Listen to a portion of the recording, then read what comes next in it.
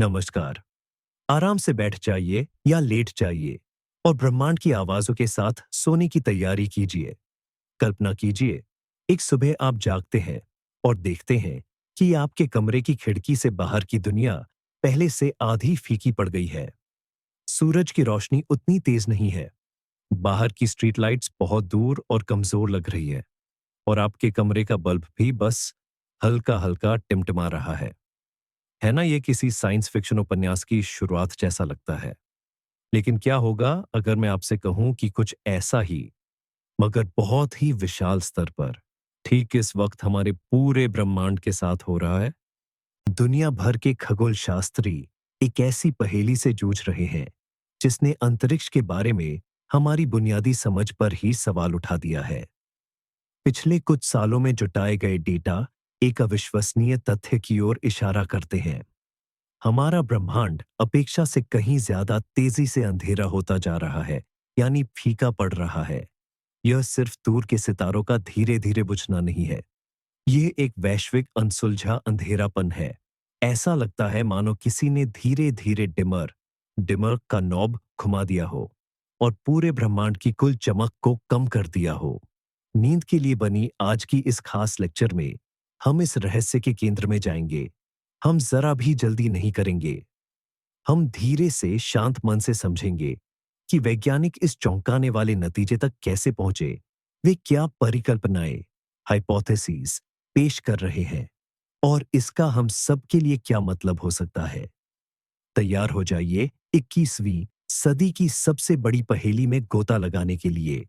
इससे पहले कि हम इस डरावने अंधेरे में और गहराई तक जाएं, आइए समझते हैं कि आखिर पूरे ब्रह्मांड की चमक को मापा कैसे जाता है। ये कोई बल्ब तो है नहीं जिसमें आप वोल्ट मीटर लगाकर रीडिंग ले लेंगे। इसका जवाब सालों की कड़ी मेहनत और बारीक काम में छिपा है। खगोल शास्त्री जिस चीज का उपयोग करते हैं उसे अंतर गैलेक्सीय पृष्ठभूमि प्रकाश, एक्स्ट्रा गैलेक्टिक बैकग्राउंड लाइट कहते हैं। कल्पना कीजिए कि आप एक अंधेरे कमरे में हैं जहां सीधे रोशनी का कोई स्रोत नहीं है, लेकिन अगर बगल के कमरों में बल्ब जल रहे हैं तो उनकी रोशनी दरवाजे के नीचे से आएगी, दीवारों से टकराकर फैलेगी और आपका कमरा पूरी तरह से काला नहीं रहेगा। आपको एक हल्की फैली हुई चमक महसूस होगी। और अंतर गैलेक्सीय पृष्ठभूमि प्रकाश भी ठीक वैसा ही है, लेकिन ब्रह्मांड के पैमाने पर यह उन सभी सितारों और गैलेक्सियों का कुल प्रकाश है जो कभी ब्रह्मांड में अस्तित्व में थे और हैं। ये पूरे अंतरिक्ष में फैला हुआ है। इसे मापने के लिए वैज्ञानिक हबल जैसे शक्तिशाली दूरबीनों को आकाश के उन हिस्सों की ओर मोड़ते हैं जो देखने में सबसे खाली लगते हैं। वे घंटों और कभी-कभी तो दिनों तक इन अंधेरे क्षेत्रों से आने वाले फोटॉन कणों को जमा करते हैं। इस प्रकाश का विश्लेषण करके वे पूरे ब्रह्मांड की कुल चमक, लुमिनोसिटी का नक्शा तैयार करते हैं। दशकों से इस माप को काफी हद तक स्थिर माना जाता था, जिसमें सितारों के बूढ़े होने के कारण आने वाली धीमी और अनुमानित गिरावट का हिसाब रखा जाता था। हमारे पास एक बहुत ही व्यवस्थित और सुंदर मॉडल था जो बताता था कि कैसे ब्रह्मांड बिग बैंग के एक चकाचौंध भरे विस्फोट में पैदा हुआ और फिर अरबों सूरज जलाते हुए धीरे धीरे ठंडा होता गया। लेकिन नए डेटा ने इस सुकून को तोड़ दिया है। पता चला कि चमक में गिरावट न तो रेखीय लाइनियर है और न ही धीमी, बल्कि इसमें एक अजीब सा उछाल आया है। ब्रह्मांडीय मानकों के हिसाब से कुछ ही हजार साल पहले हमने जो चमक देखी थी उसकी तुलना में आज ये लगभग आधा फीका पड़ चुका है। तो ये सब शुरू कैसे हुआ? खतरे की पहली घंटी तब बजी जब गैलेक्सी एंड मास असेंबली परियोजना, जिसे संक्षिप्त में गामा कहा जाता है, के डेटा का विश्लेषण किया गया।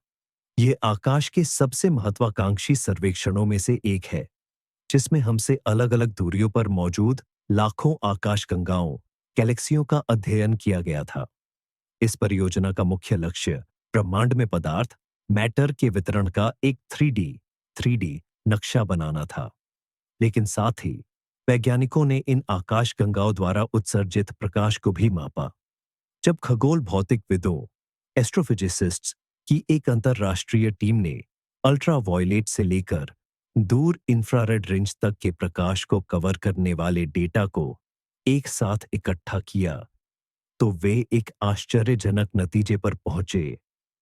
उन्होंने पाया कि ब्रह्मांड के जिस हिस्से का वे अध्ययन कर रहे थे, उसमें आज ऊर्जा का उत्पादन 2 अरब साल पहले की तुलना में आधा हो चुका है। कल्पना कीजिए कि एक शहर अपेक्षाकृत कम समय में आधी बिजली का उपयोग करना शुरू कर दे। आपका पहला विचार होगा कि कहीं मीटर तो खराब नहीं हो गए। वैज्ञानिकों ने बिल्कुल यही किया। उन्होंने उपकरणों के कैलिब्रेशन को दोबारा जांचा, सभी संभावित त्रुटियों को ध्यान में रखा और गणना के तरीकों की समीक्षा की। लेकिन परिणाम वही रहा। ब्रह्मांड वास्तव में दम तोड़ रहा है। दूर की आकाशगंगाओं से आने वाले प्रकाश को हम तक पहुंचने में अरबों वर्ष लग जाते हैं। इसलिए उन्हें देखकर हम एक तरह से अतीत को देख रहे होते हैं। पास की, यानी हमारे लिए युवा आकाशगंगाओं के प्रकाश की तुलना दूर की, पुरानी आकाशगंगाओं के प्रकाश से करके खगोलविदों ने समय के साथ ऊर्जा उत्पादन का एक ग्राफ तैयार किया। और इस ग्राफ ने सिर्फ गिरावट नहीं, बल्कि एक तेज और नाटकीय पतन, ड्रॉप दिखाया। प्रतिष्ठित वैज्ञानिक पत्रिकाओं में प्रकाशित इस खोज ने शुरू में संदेह पैदा किया। कई लोगों का मानना था कि यह कोई स्थानीय विसंगति, लोकल एनोमली है, या कोई ऐसा कारक जिसे ठीक से गिना नहीं गया है। हालांकि बाद में अन्य दूरबीनों, जिनमें नासा और यूरोपीय अंतरिक्ष एजेंसी ईएसए की अंतरिक्ष वेधशालाएं, स्पेस ऑब्जर्वेटरीज शामिल थीं, द्वारा किए गए अवलोकन ने केवल प्रारंभिक निष्कर्षों की पुष्टि की। ब्रह्मांड वास्तव में ऊर्जा की कमी के एक चरण से गुजर रहा है। यह धीरे धीरे लेकिन निश्चित रूप से शाम के धुंधलके में डूब रहा है। इसका मतलब यह नहीं है कि कल सूर्य बुझ जाएगा। हम पूरे ब्रह्मांड के औसत मूल्यों की बात कर रहे हैं। लेकिन इस प्रक्रिया के तथ्य ने ही वैज्ञानिकों को कारण खोजने के लिए मजबूर किया। और बस असली रोमांच तब शुरू हुआ उस ओमबॉब।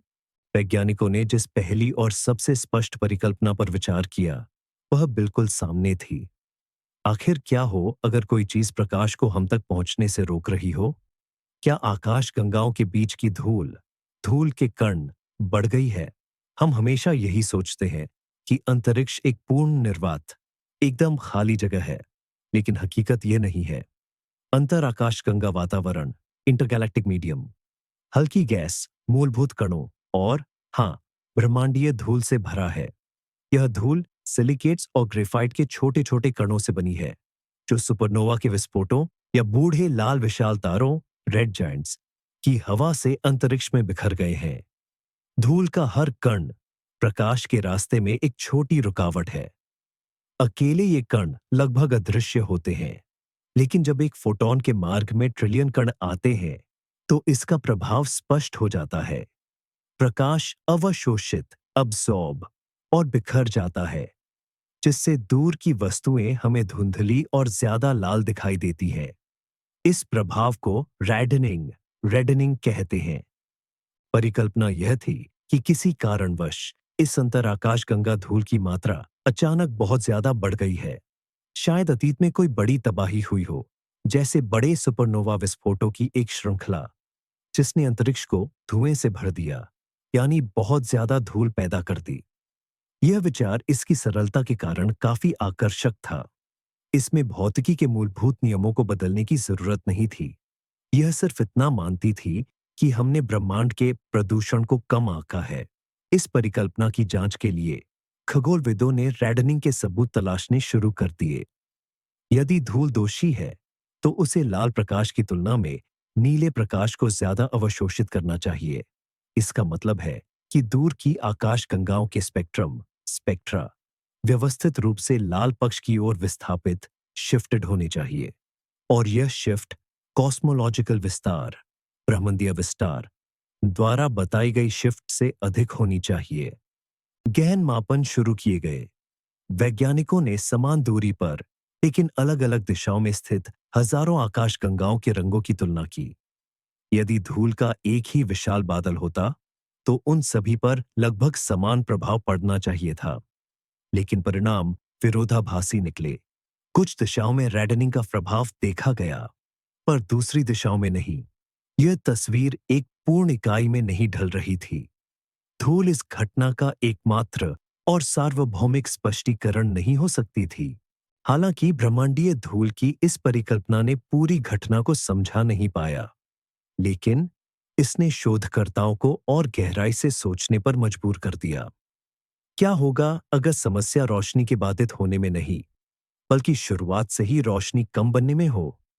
इसी से दूसरा मुख्य सिद्धांत सामने आया, तारों के बनने की दर का धीमा होना, स्टार फॉर्मेशन रेट। ब्रह्मांड स्थिर नहीं है, इसमें लगातार तारे पैदा होते हैं और खत्म होते हैं। नए तारे गैस और धूल के विशाल बादलों से बनते हैं। ये बादल अपने ही गुरुत्वाकर्षण के कारण सिकुड़ते हैं। जब ऐसे बादल के केंद्र में तापमान और दबाव इतना बढ़ जाता है कि नाभिकीय संलयन, न्यूक्लियर फ्यूजन शुरू हो जाए, तभी आकाश में एक नया सूरज यानी तारा जन्म लेता है। यह प्रक्रिया शुरुआती ब्रह्मांड में महाविस्फोट, बिग बैंग के लगभग 3 से 4 अरब साल बाद खासकर बहुत तेज थी। उस समय आकाशगंगाएं गैस से भरी हुई थी और उनमें तारे ऐसे बन रहे थे जैसे बारिश के बाद मशरूम उगते हैं। खगोलविद इस युग को कॉस्मिक नून या ब्रह्मांडीय दोपहर कहते हैं। क्या? हालांकि समय के साथ इस निर्माण सामग्री यानी मुक्त गैस का भंडार कम होना शुरू हो गया। गैस या तो तारे बनाने में इस्तेमाल हो गई या फिर सुपरनोवा के शक्तिशाली विस्फोटों के कारण आकाशगंगाओं से बाहर फेंक दी गई। नतीजतन तारों के बनने की गति धीरे धीरे कम होने लगी। ये एक स्थापित और पहले से अनुमानित प्रक्रिया है। हमारी अपनी आकाशगंगा मिल्की वे भी अपनी सक्रियता की चरम सीमा पीक को पार कर चुकी है। मॉडलों के अनुसार जैसे जैसे पुराने तारे अपनी रोशनी खोते जाते और नए तारे कम पैदा होते जाते, ब्रह्मांड को धीरे धीरे और शांति से मध्यम पड़ना चाहिए था। लेकिन क्या होगा अगर यह प्रक्रिया योजना के अनुसार नहीं हुई? क्या होगा यदि किसी अज्ञात कारण से तारों के बनने की यह गति हमारी सोच से कहीं ज्यादा तेजी से धीमी हो गई है? हो सकता है कि कोई ऐसा अज्ञात तंत्र है जो आधुनिक आकाशगंगाओं में नए तारों के जन्म को सक्रिय रूप से रोक रहा हो। ऐसा सनो, उदाहरण के लिए आकाशगंगाओं के केंद्र में मौजूद महाविशालकाय black hole, supermassive black holes. जब ये ब्लैक होल सक्रिय रूप से पदार्थ को निगलते हैं, तो वे ऊर्जा के शक्तिशाली जेट्स बाहर निकालते हैं। ये जेट्स आसपास की गैस को इतना गर्म करते हैं और फैला देते हैं कि वह सिकुड़कर तारा न बन पाए। हो सकता है कि हाल के अतीत में इन ब्लैक होल की सक्रियता को हमने कम आंका हो। ये ब्लैक होल सचमुच अपनी आकाशगंगाओं को बंजर, स्टेरलाइज बनाकर उनमें नई पीढ़ी के तारों का जन्म रोक सकते हैं। इस घटना को समझने के लिए हम दो तस्वीरों की तुलना कर सकते हैं। एक सर्पिल आकाशगंगा, स्पाइरल गैलेक्सी, जो युवा नीले तारों से भरी है, और दूसरी दीर्घवृत्तीय आकाशगंगा, इलिप्टिकल गैलेक्सी, जो मुख्य रूप से पुराने लाल तारों से बनी है। ब्रह्मांड में जो धुंधलापन, डिमिंग हम देख रहे हैं, उसका मतलब यही हो सकता है कि पूरा ब्रह्मांड एक साथ पहली अवस्था से दूसरी अवस्था में तेजी से बदल रहा है। तारों के बनने की प्रक्रिया में अचानक आई इस गिरावट का विचार तो काफी हद तक सही लगता है, लेकिन इसमें भी कुछ कमियां हैं। सबसे बड़ा सवाल यह है, यह गिरावट इतने बड़े पैमाने पर पूरे ब्रह्मांड में एक साथ और इतनी तेजी से क्यों हुई? गैलेक्सियां अलग थलग सिस्टम है जो अपनी गति से चल रही है। यह कल्पना करना मुश्किल है कि किस प्रक्रिया ने उन्हें एक साथ मजबूर किया कि वे अपनी तारों की नर्सरी को एक ही समय में बंद कर दें। यह ऐसा है जैसे दुनिया के सभी शहरों में एक ही दिन बच्चों का जन्म अचानक रुक जाए। इस तरह के समकालिक प्रभाव के लिए किसी वैश्विक और सर्वव्यापी कारक की जरूरत है। और यहीं से हम आधुनिक भौतिकी की सबसे बड़ी पहेली के क्षेत्र में प्रवेश करते हैं, यानी डार्क एनर्जी के क्षेत्र में। शर्खीक वुतेपी डार्क एनर्जी ऊर्जा का एक काल्पनिक रूप है जिसके बारे में माना जाता है कि वह ब्रह्मांड के तेज फैलाव के लिए जिम्मेदार है। हमें पता नहीं यह क्या है, पर हम इसके प्रभाव देखते हैं। यह गुरुत्वाकर्षण के विपरीत यानी एंटी ग्रेविटी की तरह काम करती है। गैलेक्सीज को लगातार बढ़ती गति से एक दूसरे से दूर धकेलती है। मानक ब्रह्मांड मॉडल के अनुसार पूरे ब्रह्मांड में डार्क एनर्जी का घनत्व स्थिर रहता है। यह समय के साथ नहीं बदलता। इस गुण को कॉस्मोलॉजिकल कांस्टेंट कहा जाता है, जिसे कभी ऑल्बर्ट आइंस्टीन ने अपने समीकरणों में शामिल किया था और बाद में खारिज कर दिया था। लेकिन क्या होगा अगर वह गलत थे? क्या होगा अगर डार्क एनर्जी एक कांस्टेंट न हो? क्या होगा अगर इसकी शक्ति समय के साथ बदलती रहे? कुछ सैद्धांतिक मॉडल मौजूद है जिनमें डार्क एनर्जी और मजबूत हो सकती है। इनमें से एक मॉडल फैंटम एनर्जी का वर्णन करता है। यदि इसका घनत्व बढ़ता है तो ब्रह्मांड के फैलाव में आने वाली तेजी न सिर्फ जारी रहेगी, बल्कि हिमस्खलन की तरह बढ़ती जाएगी। तीना बरीकी अंततः अरबों खरबों सालों के बाद डार्क एनर्जी की शक्ति इतनी जबरदस्त हो जाएगी कि वह गैलेक्सीज तारकीय प्रणालियों के भीतर के गुरुत्वाकर्षण बंधनों को तोड़ देगी और यहां तक कि परमाणुओं को भी फाड़कर अलग कर देगी। इस परिदृश्य को बिग रिप नाम दिया गया है। लेकिन इस सर्वनाशी अंजाम से पहले कुछ अन्य कम नाटकीय घटनाएं भी हो सकती हैं। डार्क एनर्जी के मजबूत होने का सीधा असर तारों के बनने की गति पर पड़ सकता है। फैलता हुआ अंतरिक्ष गैस के बादलों को खींचकर फैला देता है, जिससे वे गुरुत्वाकर्षण के कारण ढहने और तारे बनने के लिए जरूरी क्रांतिक घनत्व तक नहीं पहुंच पाते। यदि डार्क एनर्जी हाल ही में एक ज्यादा सक्रिय चरण में प्रवेश कर गई है, तो ये वही वैश्विक स्विच बन सकती है जिसने पूरे ब्रह्मांड में तारों के बनने की प्रक्रिया को एक साथ धीमा कर दिया। और ये जो अंधेरा हम देख रहे हैं, ये आने वाले बिग रिप का पहला संकेत हो सकता है। ये परिकल्पना निश्चित रूप से रोमांचक भी है और डरावनी भी। यह हमारे खगोलीय अवलोकन को शायद हर चीज के अंत की भविष्यवाणी में बदल देती है। अभी यह सिर्फ एक सिद्धांत है, लेकिन यह हमें उन शक्तियों को एक नए नजरिए से देखने पर मजबूर करता है जो हमारी दुनिया को नियंत्रित करती है। ब्रह्मांड विज्ञान कॉस्मोलॉजी के सबसे रहस्यमय कोनों की पड़ताल जारी रखते हुए हम एक और अंधेरे खिलाड़ी को नजरअंदाज नहीं कर सकते, डार्क मैटर। जहां डार्क एनर्जी ब्रह्मांड को दूर धकेल रही है, वहीं डार्क मैटर उसे एक साथ बांधे रखता है।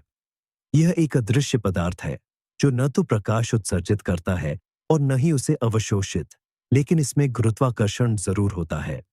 हम जानते हैं कि यह मौजूद है क्योंकि हम देखते हैं कि यह आकाशगंगाओं और आकाशगंगाओं के समूह में सितारों की गति को कैसे प्रभावित करता है। डार्क मैटर के बिना आकाशगंगाएं बस बिखर जाएंगी, क्योंकि उनके भीतर मौजूद दृश्य पदार्थ विजिबल मैटर इतना नहीं है कि वह सितारों को उनकी कक्षाओं में बनाए रख सके। ब्रह्मांड की कुल द्रव्यमान ऊर्जा का लगभग 27% हिस्सा डार्क मैटर का है, जो कि हमारे और आपके बने हुए सामान्य बेरियोनिक पदार्थ बैरियोनिक मैटर से लगभग 5 गुना ज्यादा है। डार्क एनर्जी की तरह ही हम डार्क मैटर की प्रकृति के बारे में भी लगभग कुछ नहीं जानते। हम केवल यह अनुमान लगाते हैं कि यह कुछ विदेशी एग्जॉटिक अभी तक न खोजे गए मौलिक कणों एलिमेंट्री पार्टिकल्स से बना है। स्टैंडर्ड मॉडल के अनुसार डार्क मैटर स्थिर स्टेबल है। यह गुरुत्वाकर्षण को छोड़कर किसी और चीज से न तो टूटता है और न ही क्रिया करता है। लेकिन क्या होगा अगर यह धारणा गलत हो? कुछ वैकल्पिक सिद्धांत हैं जिनके अनुसार डार्क मैटर के कण अस्थिर अनस्टेबल हो सकते हैं। वे धीरे धीरे टूटकर डिके होकर न्यूट्रिनो या फोटॉन जैसे हल्के कणों में बदल सकते हैं। अगर ऐसा क्षरण होता है तो ऊर्जा का उत्सर्जन होना चाहिए। जाहिर है, इससे ब्रह्मांड और ज्यादा उज्जवल होना चाहिए, न कि फीका। हालांकि कुछ अन्य स्थितियां भी हैं।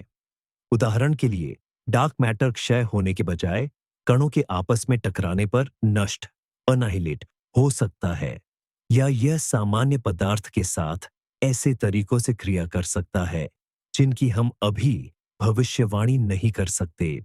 आइए एक काल्पनिक मॉडल की कल्पना करें।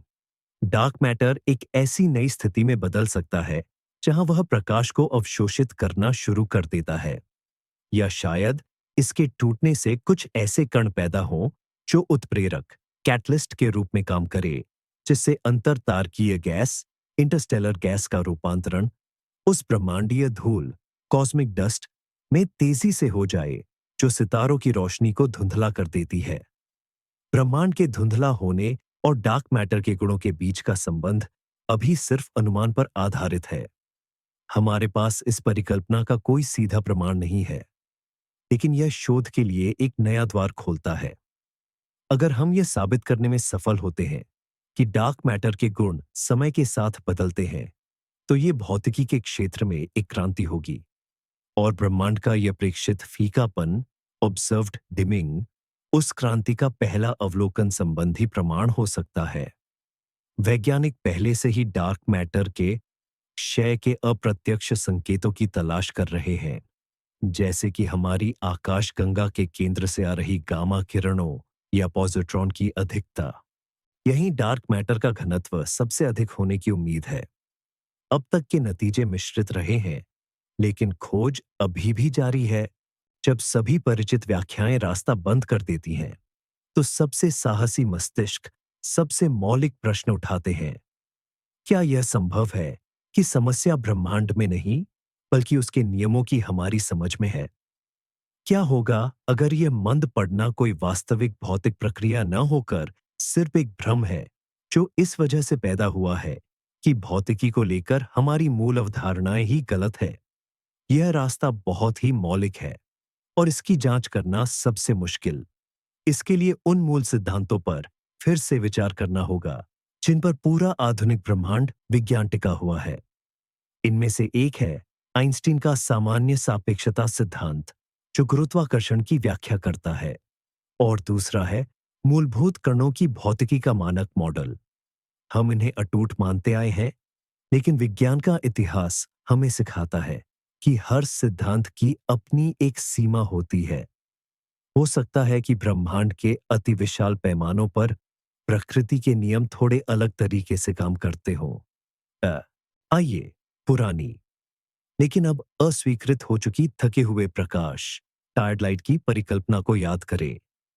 20वीं सदी की शुरुआत में जब आकाश गंगाओं के लाल विपथन की खोज हुई थी, तो फ्रिट्ज च्विकी जैसे कुछ वैज्ञानिकों ने सुझाव दिया था कि यह ब्रह्मांड के विस्तार के कारण नहीं, बल्कि इसलिए हुआ है क्योंकि हम तक पहुंचते पहुंचते प्रकाश के फोटॉन अपनी ऊर्जा खो देते हैं, सिर्फ पुराने हो जाने की वजह से। हालांकि यह विचार प्रेक्षणों द्वारा खारिज कर दिया गया था, क्योंकि यह सुपरनोवा जैसी कई अन्य कॉस्मोलॉजिकल घटनाओं की व्याख्या नहीं कर सका। लेकिन क्या हो अगर प्रकाश और स्वयं दिक् काल स्पेस टाइम के बीच कोई ऐसा तंत्र मैकेनिज्म मौजूद है जिसके बारे में हमें अभी तक पता नहीं चला है? क्या निर्वात उतना भी खाली नहीं है जितना हम मानते हैं, और अरबों वर्षों तक उससे गुजरने पर प्रकाश अपनी ऊर्जा का कुछ हिस्सा खो देता है, जो शायद गुरुत्वाकर्षण तरंगों या अन्य कणों में बदल जाता है? यदि ऐसा कोई प्रभाव मौजूद है और हाल ही में उसकी तीव्रता बढ़ गई है, तो इससे ऐसा लग सकता है कि दूर की आकाशगंगाएं वास्तव में मंद हो गई हैं। एक और संभावित दिशा है गुरुत्वाकर्षण के सिद्धांत में संशोधन करना। मॉडिफाइड न्यूटनियन डायनेमिक्स MOND, या अंतरिक्ष के अतिरिक्त आयामों वाले सिद्धांतों जैसे कई वैकल्पिक सिद्धांत मौजूद हैं। इनमें से कुछ मॉडलों में गुरुत्वाकर्षण स्थिरांक समय के साथ या पदार्थ के घनत्व के आधार पर बदल सकता है।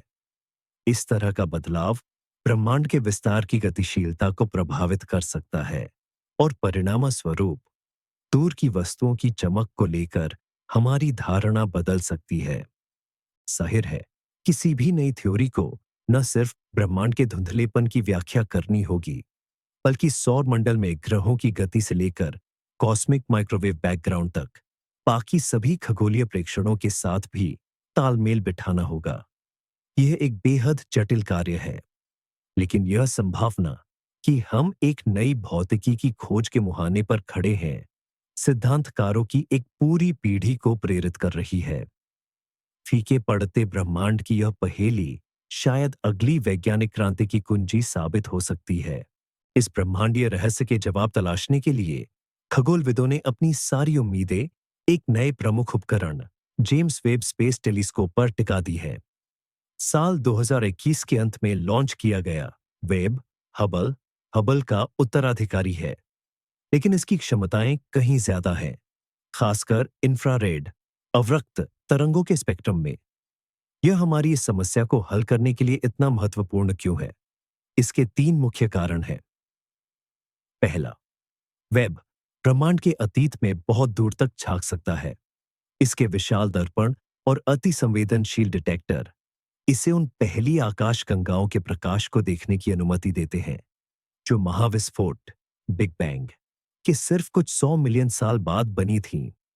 इससे हमें तारे बनने स्टार फॉर्मेशन के इतिहास को लगभग शुरुआत से लेकर आज तक ट्रैक करने का मौका मिलता है। शुरुआती ब्रह्मांड के लिए वेब के डेटा की तुलना बाद के युगों के लिए हबल और अन्य दूरबीनों के डेटा से करके हम समय के साथ ऊर्जा उत्पादन की अविश्वसनीय रूप से सटीक और विस्तृत वक्र कर्व बना सकते हैं। हम ये पता लगा सकते हैं कि क्या चमक में गिरावट अचानक हुई थी या यह एक धीमी प्रक्रिया थी जो काफी पहले शुरू हो गई थी। हम ठीक ठीक पता कर पाएंगे कि कॉस्मोस के इतिहास में वह महत्वपूर्ण मोड़ किस क्षण आया। दूसरा, वेब ब्रह्मांडीय धूल का अध्ययन करने के लिए एकदम सही है। दृश्य प्रकाश की तुलना में इंफ्रारेड प्रकाश धूल के बादलों से कहीं बेहतर ढंग से गुजरता है। आकाश गंगाओं को इंफ्रारेड स्पेक्ट्रम में देखकर वेब धूल के इन पर्दों को पार करके देख सकता है और उनके अंदर तारे बनने की आभासी नहीं बल्कि वास्तविक एक्ट दर को माप सकता है।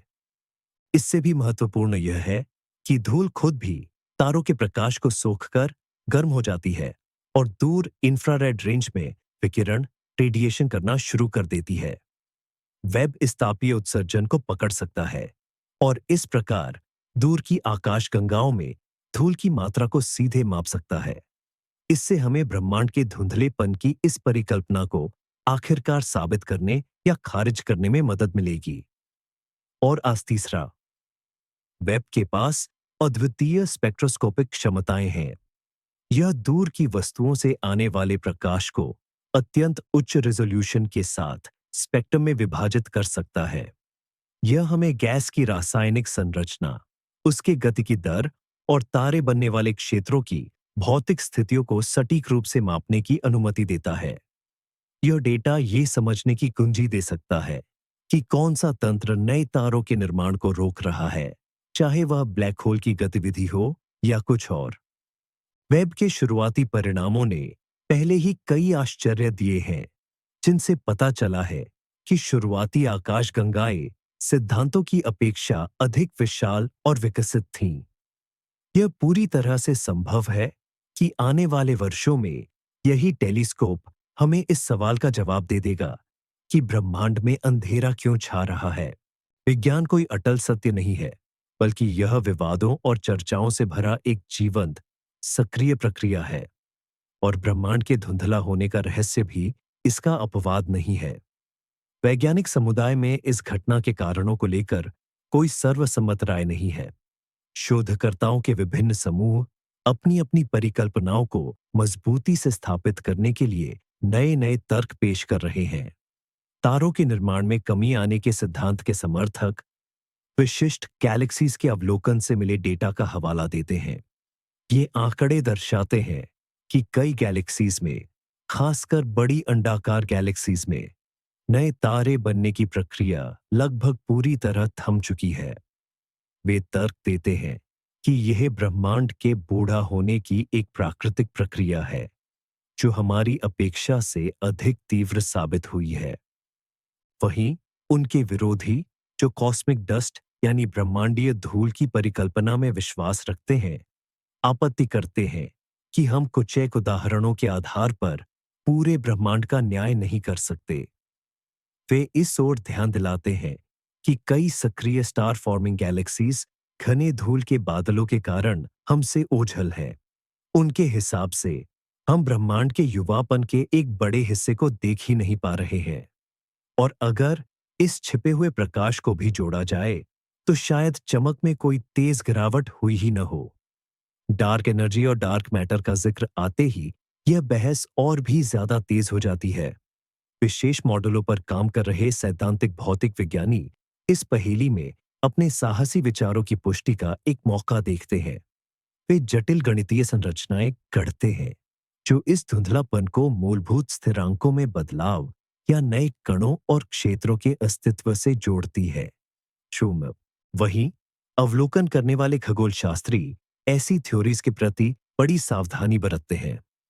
वे अधिक ठोस प्रमाणों की मांग करते हैं और बताते हैं कि इनमें से कई मॉडल इतने लचीले हैं कि उन्हें किसी भी चीज को समझाने के लिए सेट किया जा सकता है। एक वर्ग संदेहवादियों यानी स्केप्टिक्स का भी है, जो मानते हैं कि यह पूरी समस्या शायद अवलोकन या उनकी व्याख्या में हुई व्यवस्थित त्रुटियों यानी सिस्टमैटिक एरर्स के कारण उत्पन्न हुई है। वे याद दिलाते हैं कि बाहरी पृष्ठभूमि के प्रकाश को मापना एक अविश्वसनीय रूप से जटिल कार्य है। हमें अपनी ही गैलेक्सी के तारों की रोशनी, राशिचक्रीय प्रकाश, जो सौर मंडल की धूल से सूर्य की रोशनी के परावर्तन से आता है, और ढेरों अन्य रुकावटों को फिल्टर करना पड़ता है। इनमें से किसी भी एक कारक की गणना में एक छोटी सी गलती भी गलत परिणाम दे सकती है। यह वैज्ञानिक विवाद कमजोरी का नहीं, बल्कि वैज्ञानिक पद्धति की शक्ति का प्रमाण है। यह विभिन्न विचारों के टकराव और लगातार आपसी जांच पड़ताल से ही है कि नया ज्ञान जन्म लेता है। हर परिकल्पना को परखा जाता है, हर बारीक चीज का सूक्ष्मता से विश्लेषण किया जाता है, और अंतिम उत्तर जो भी होगा वह इसी गहन बौद्धिक संघर्ष के परिणाम स्वरूप प्राप्त किया जाएगा। एक पल के लिए सूत्रों और ग्राफों को परे हटाकर आइए सोचते हैं कि यह नई खोज हमारे लिए एक गहरे दार्शनिक स्तर पर क्या मायने रखती है। यह एहसास कि ब्रह्मांड, हमारा यह विशाल घर, धीरे धीरे बुझ रहा है, हमारे अंदर मिलीजुली भावनाएं पैदा करता है। एक और यह ज्ञान हमें विनम्रता से भर देता है। यह हमें ब्रह्मांड के व्यापक पैमाने पर हमारे अस्तित्व की क्षणभंगुरता की याद दिलाता है। चमकीले सितारों का युग, जिसने पृथ्वी पर जीवन को संभव बनाया, वह ब्रह्मांड के लंबे इतिहास में केवल एक छोटा सा पल है। हम एक धन्य समय में जी रहे हैं, एक ब्रह्मांडीय वसंत, कॉस्मिक स्प्रिंग में। लेकिन इसके बाद एक लंबी, ठंडी और अंधेरी ब्रह्मांडीय शीत ऋतु, कॉस्मिक विंटर, आना निश्चित है। यह विचार परेशान करने वाला हो सकता है। हम जो कुछ भी बनाते हैं, हमारी सभी उपलब्धियां और यहां तक कि मानवता का पूरा इतिहास, आखिरकार यह सब मरते हुए ब्रह्मांड के ठंडे अंधेरे में घुल जाएगा। लेकिन दूसरी ओर यही ज्ञान हमें विस्मय और जिम्मेदारी की भावना से भी भर सकता है। हम सितारों की संतान हैं, जो उनके मरने के बाद बचे राख से पैदा हुए हैं, और हमें इस भव्य ब्रह्मांडीय नाटक के साक्षी बनने का एक अनूठा अवसर मिला है। हम ब्रह्मांड का वह हिस्सा है जो खुद को और अपनी नियति को समझने की क्षमता रखता है। ये हम पर एक तरह का दायित्व डालता है कि हम जिस दुनिया में रहते हैं उसे जाने, समझे और महत्व दें। शायद हम इस कॉस्मिक शो के एकमात्र दर्शक हैं, और हमारा कर्तव्य है कि हम इससे मुंह न मोड़ें, बल्कि पूरी आंखें खोलकर देखें, भले ही इस नाटक का अंत दुखद हो। इसके अलावा यह पहेली एक बार फिर दिखाती है कि हम वास्तव में कितना कम जानते हैं। हम अपनी वैज्ञानिक उपलब्धियों पर गर्व करते हैं, अपने उन टेलीस्कोपों पर जो 13 अरब प्रकाश वर्ष पीछे देख सकते हैं।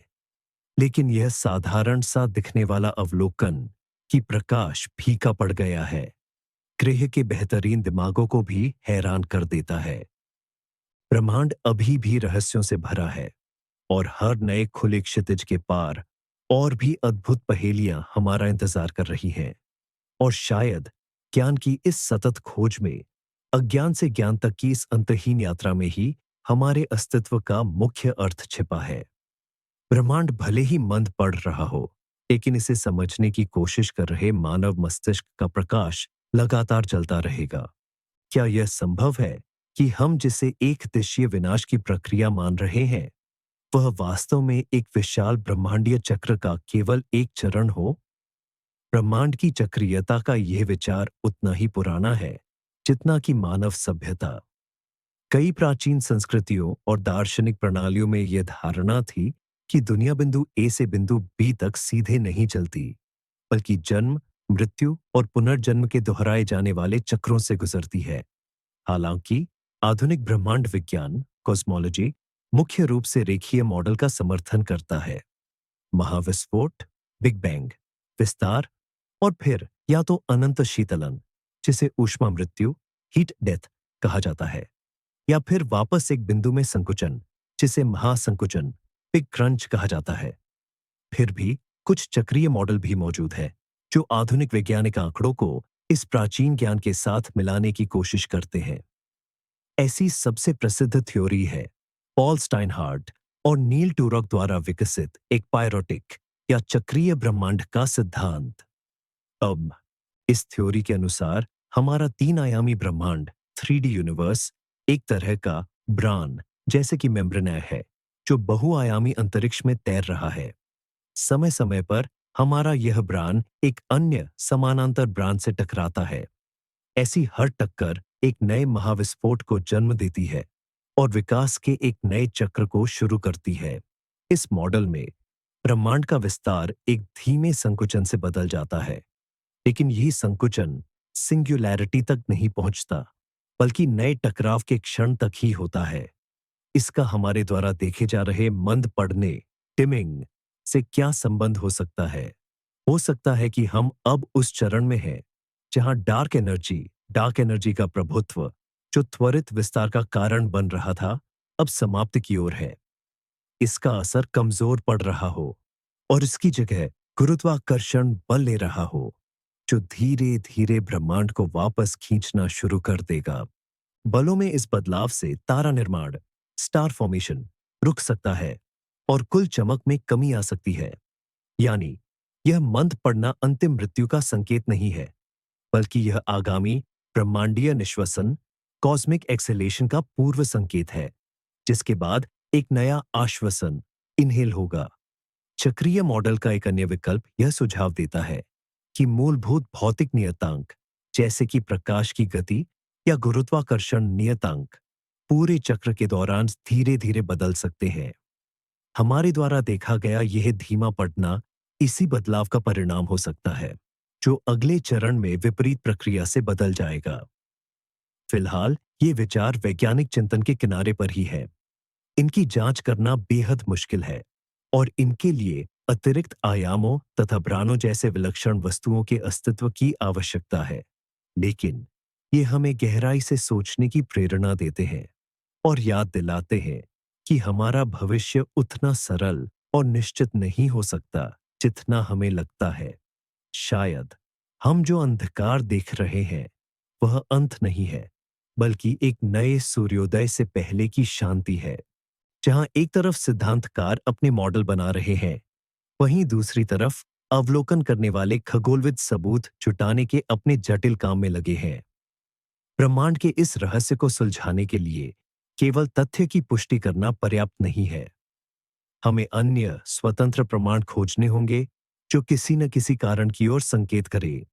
यह सबूतों की एक वास्तविक वैज्ञानिक खोज है, एक प्रमुख दिशा है अंतर गैलेक्सी गैस के वितरण और गुणों का अध्ययन करना।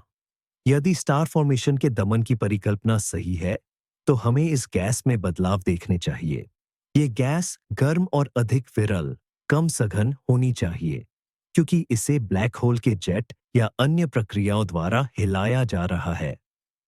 इन खगोलविद दूर के क्वासरों के स्पेक्ट्रा का विश्लेषण करके इसका अध्ययन करते हैं। क्वासर का प्रकाश जब पृथ्वी की ओर आते हुए अंतर गैलेक्सी गैस के बादलों से गुजरता है, तो यह अपने स्पेक्ट्रम में फिंगरप्रिंट छोड़ जाता है, जिन्हें अवशोषण रेखाएं कहते हैं। इन रेखाओं के आधार पर ब्रह्मांड के इतिहास के विभिन्न चरणों में गैस का तापमान, घनत्व और रासायनिक संरचना निर्धारित की जा सकती है। इन ब्रह्मांडीय इतिहास के पन्नों की तुलना करके वैज्ञानिक यह समझने की कोशिश कर रहे हैं कि सितारों के जन्म की स्थितियां कैसे बदल रही थीं। एक अन्य महत्वपूर्ण सुराग कॉस्मिक माइक्रोवेव बैकग्राउंड यानी बिग बैंग की गूंज में छिपा हो सकता है। यह विकिरण पूरे ब्रह्मांड में फैला हुआ है और इसमें ब्रह्मांड की केवल 3,80,000 साल की आयु के बारे में जानकारी है। यदि हाल के दिनों में ब्रह्मांड में कोई वैश्विक ऊर्जा प्रक्रियाएं हुई है, जैसे कि डार्क मैटर का बड़े पैमाने पर क्षय या डार्क एनर्जी के गुणों में बदलाव, तो इससे सीएमबी के नक्शे में हल्के निशान या विकृतियां रह गई होंगी। प्लैंक जैसे अंतरिक्ष यानों ने इस विकिरण के अविश्वसनीय रूप से विस्तृत नक्शे बनाए हैं और अब वैज्ञानिक इन नक्शों की जांच कर रहे हैं, ऐसी विसंगतियों की तलाश में जो अवलोकन किए गए अंधेरेपन से मेल खा सकती है। एक और दिशा है बहुत दूरियों पर तथाकथित स्टैंडर्ड कैंडल्स, मानक मोमबत्तियां खोजना। स्टैंडर्ड कैंडल्स ऐसे खगोलीय पिंड होते हैं जिनकी चमक हमें अच्छी तरह से ज्ञात होती है। इनमें सबसे प्रसिद्ध है टाइप 1A सुपरनोवा। उनकी दृश्य चमक को मापकर हम उनकी दूरी ठीक ठीक निर्धारित कर सकते हैं। ब्रह्मांड के त्वरित विस्तार की खोज इन्हीं सुपरनोवा की मदद से की गई थी। यदि हम बहुत दूर की आकाश गंगाओं में पर्याप्त संख्या में ऐसे सुपरनोवा ढूंढकर उनका माप कर पाए, तो हम ब्रह्मांड के विस्तार का एक अत्यंत सटीक नक्शा बना सकते हैं। इससे हम यह भी जांच सकते हैं कि क्या समय के साथ डार्क एनर्जी का घनत्व बदला है या नहीं। इस काम के लिए दुनिया भर की कई वेधशालाओं के विशाल प्रयास और तालमेल की जरूरत है, लेकिन यही ब्रह्मांडीय मामले में निर्णायक सुराग दे सकती है। आइए हम तारा निर्माण की धीमी गति की परिकल्पना पर एक बार फिर से लौटें और इस पर और गहराई से विचार करें।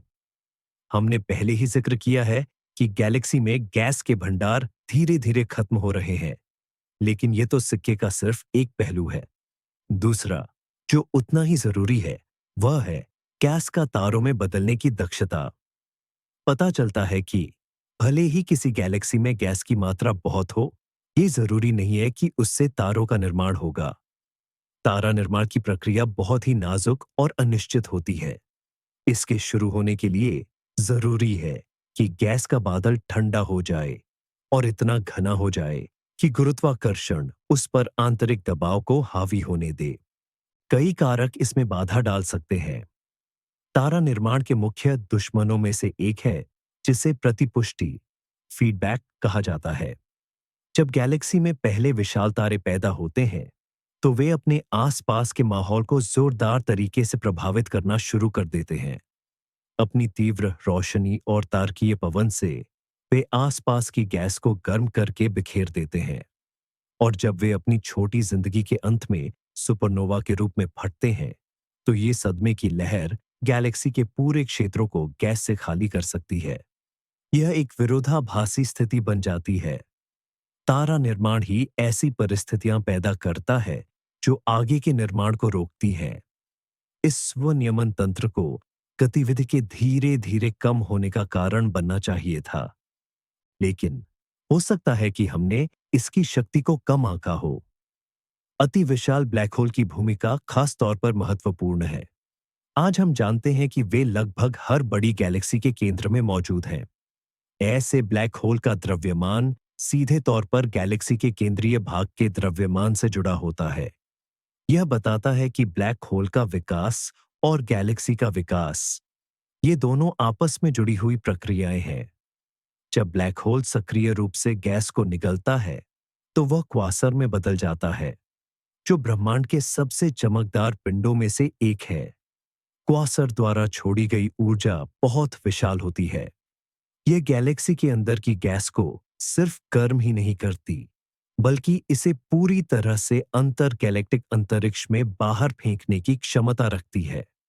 इस प्रक्रिया को सक्रिय गैलेक्टिक केंद्रक से प्रतिपुष्टि feedback from active galactic nucleus कहा जाता है। वास्तव की यदि ब्रह्मांड के हाल के अतीत में इन सक्रिय केंद्रकों की गतिविधि में अचानक तेजी आई, तो यह तारा निर्माण के तीव्र और वैश्विक समाप्ति की व्याख्या कर सकता है। गैलेक्सी ने संक्षेप में अपने आप को ही बांझ बना लिया, अपना सारा कच्चा माल खत्म कर दिया या बाहर फेंक दिया। और अब हम इस ब्रह्मांडीय आपदा के परिणामों को देख रहे हैं। नए तारों के बनने की उम्मीद के बिना पुराने तारों का धीरे धीरे बुझ जाना। आधुनिक ब्रह्मांड विज्ञान की नींव एक मौलिक सिद्धांत पर टिकी है, जिसे ब्रह्मांडीय सिद्धांत कॉस्मोलॉजिकल प्रिंसिपल कहा जाता है। इस सिद्धांत के अनुसार विशाल स्तरों पर ब्रह्मांड एक समान, होमोजीनियस और समदैशिक आइसोट्रॉपिक है। इसका मतलब है कि हम किसी भी दिशा में देखें, हमें लगभग एक जैसी ही तस्वीर दिखनी चाहिए। ब्रह्मांड का न तो कोई विशेष केंद्र है और न ही कोई किनारा। हालांकि हाल के कुछ अवलोकन ऑब्जर्वेशंस इस मूलभूत सिद्धांत पर सवाल उठा रहे हैं। क्या हो अगर ब्रह्मांड उतना समरूप न हो जितना हम सोचते थे? क्या हम किसी विशेष या असामान्य क्षेत्र में रह रहे हैं? उदाहरण के लिए कल्पना कीजिए कि हमारा सौरमंडल और आसपास की आकाश गंगाएं, गैलेक्सीज, पदार्थ के कम घनत्व वाले एक विशाल बुदबुदे या वॉइड के भीतर स्थित है।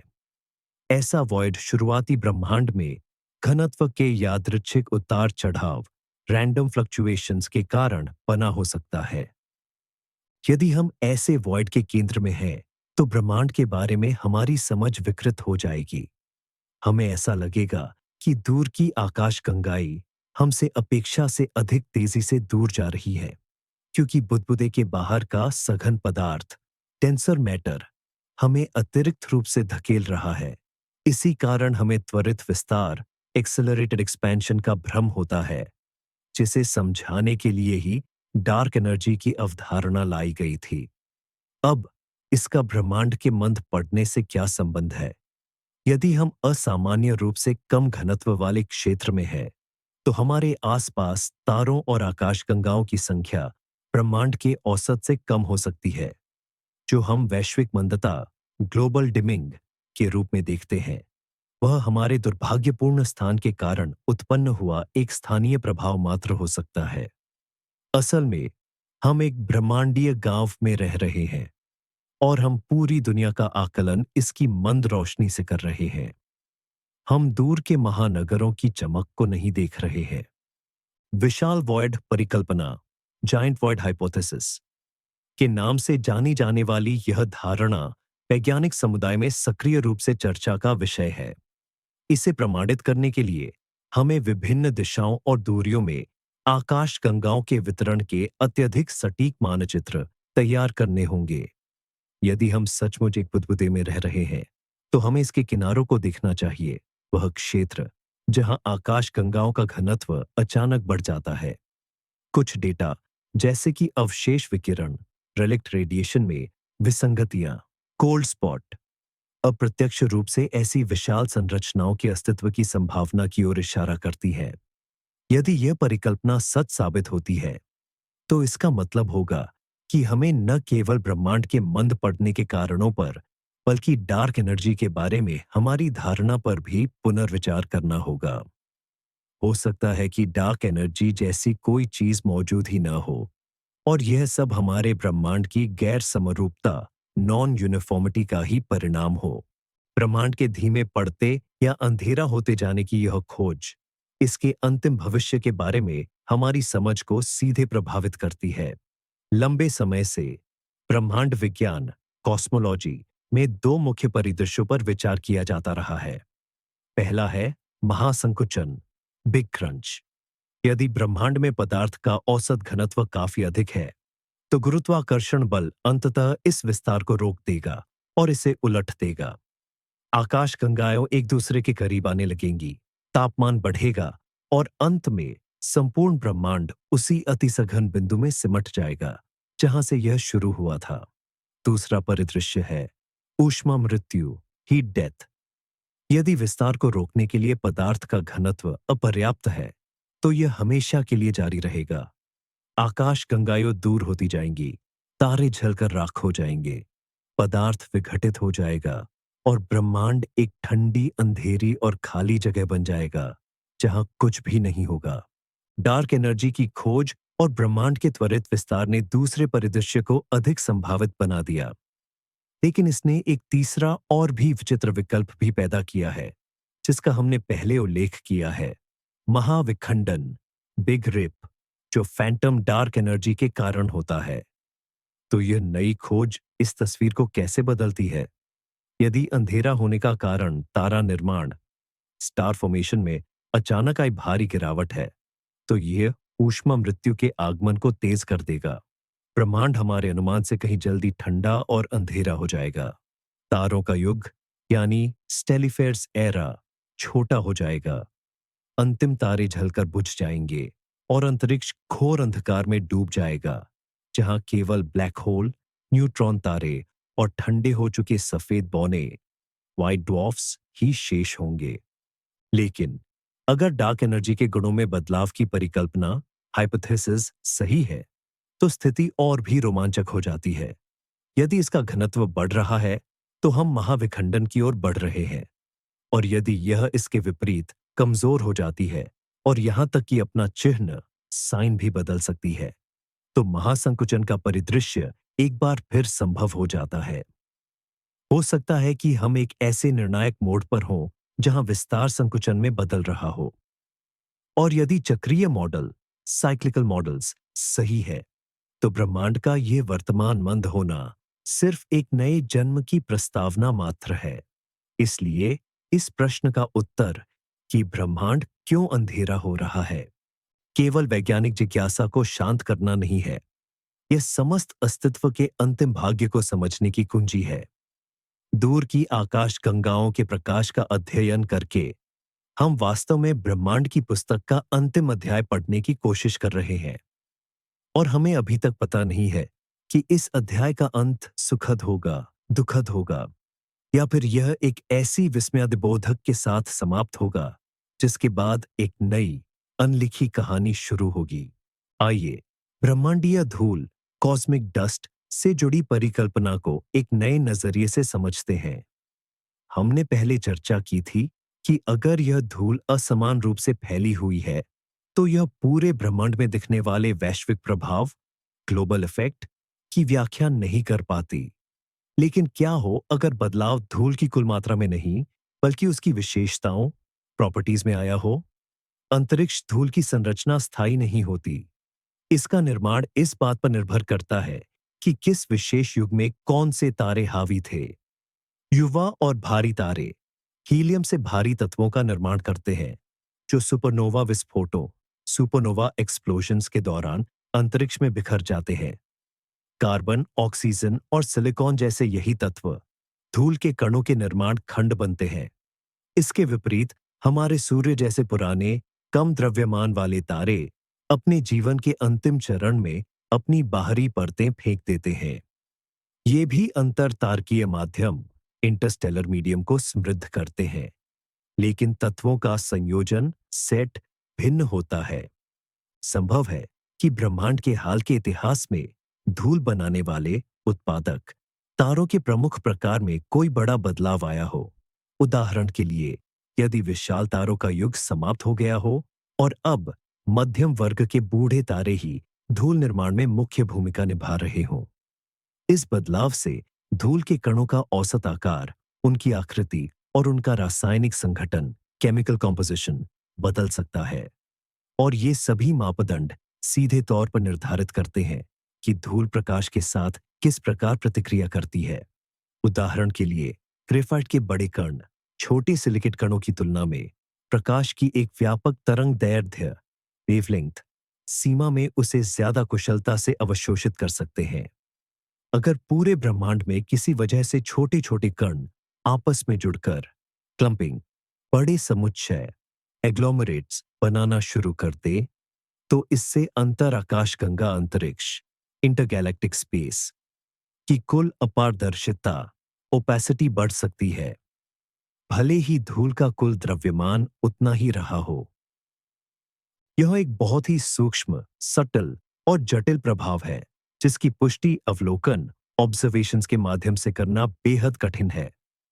इसके लिए हमें यह सीखना होगा कि हमसे अरबों प्रकाश वर्ष दूर स्थित आकाशगंगाओं में धूल के गुणों को हम दूर से कैसे निर्धारित कर सकते हैं। हालांकि इसके कुछ तरीके उपलब्ध हैं। उदाहरण के लिए, धूल के बादलों से होकर गुजरने वाले प्रकाश के ध्रुवीकरण, पोलराइजेशन का विश्लेषण करके हम धूल के कणों की आकृति और उनके अभिविन्यास ओरिएंटेशन के बारे में जानकारी प्राप्त कर सकते हैं। भविष्य के और भी शक्तिशाली टेलीस्कोप शायद ये माप लेने और इस परिष्कृत, रिफाइंड लेकिन आकर्षक परिकल्पना की पुष्टि करने में सक्षम होंगे।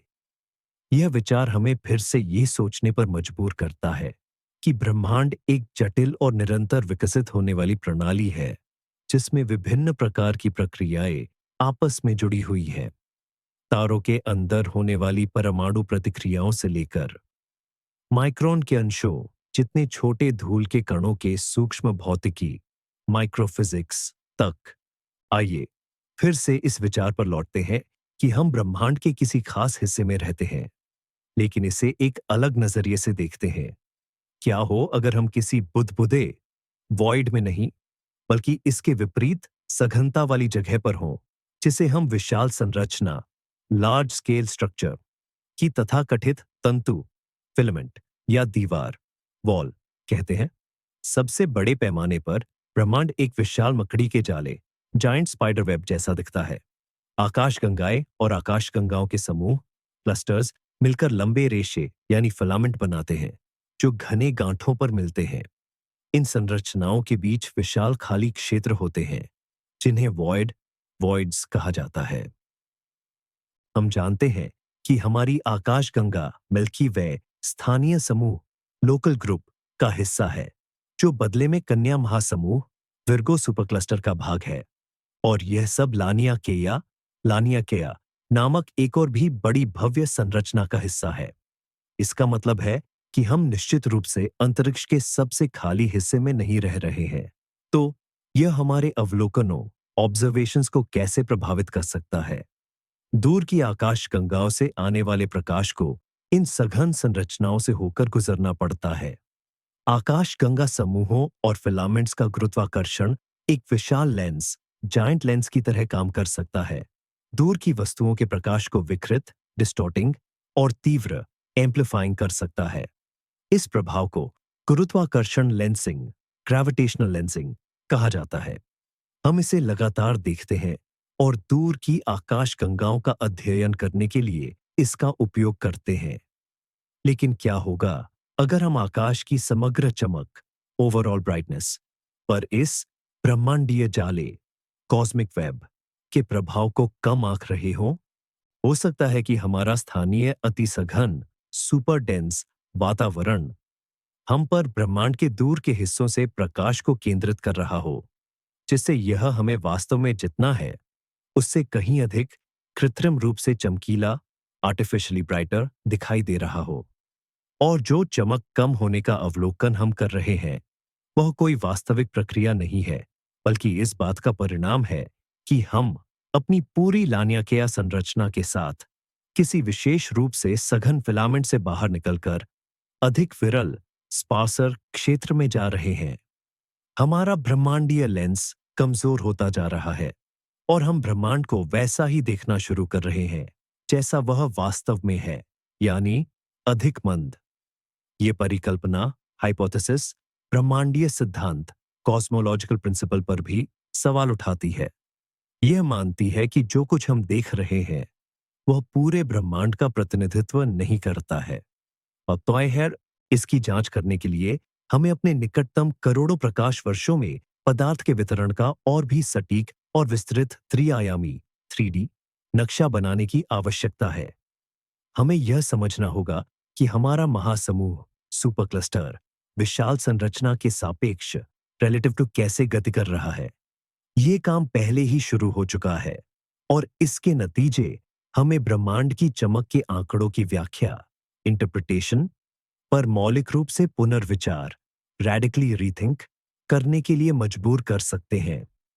हो सकता है कि अंधेरा छा नहीं रहा है, बल्कि हम सिर्फ कृत्रिम प्रकाश वाले क्षेत्र से बाहर निकल रहे हैं। अब तक बताई गई परिकल्पनाओं के अलावा कुछ और भी अत्यंत ही अनोखी या विलक्षण परिकल्पनाएं हैं, जो इस धुंधले होते ब्रह्मांड के रहस्य को समझाने का प्रयास करती हैं। ये आधुनिक सैद्धांतिक भौतिकी के अंतिम छोर पर मौजूद है और अक्सर ये विज्ञान कल्पनाओं साइंस फिक्शन की तरह लगती है। पर कौन जाने शायद सच इन्हीं में से किसी एक में छिपा हो। ऐसा ही एक विचार है जो स्वयं निर्वात वैक्यूम की प्रकृति से जुड़ा है। क्वांटम भौतिकी में निर्वात पूर्ण शून्यता नहीं है। यह लगातार पैदा होने वाले और विलुप्त होने वाले आभासी कणों और प्रतिकणों से भरा एक क्वांटम सूप है। इस सूप में ऊर्जा होती है और कई भौतिक विज्ञानी इसी निर्वात ऊर्जा को डार्क एनर्जी मानते हैं। स्टैंडर्ड मॉडल मानता है कि निर्वात के गुण अपरिवर्तनीय हैं। लेकिन क्या हो अगर यह अलग-अलग अवस्थाओं में रह सकता हो? ठीक वैसे ही जैसे पानी, बर्फ, तरल या भाप के रूप में मौजूद होता है। हो सकता है कि हमारा ब्रह्मांड तथाकथित मिथ्या निर्वात फॉल्स वैक्यूम की अवस्था में हो। यह एक अस्थिर मेटास्टेबल स्थिति है जो लंबे समय तक टिक सकती है, पर अनंत काल तक नहीं।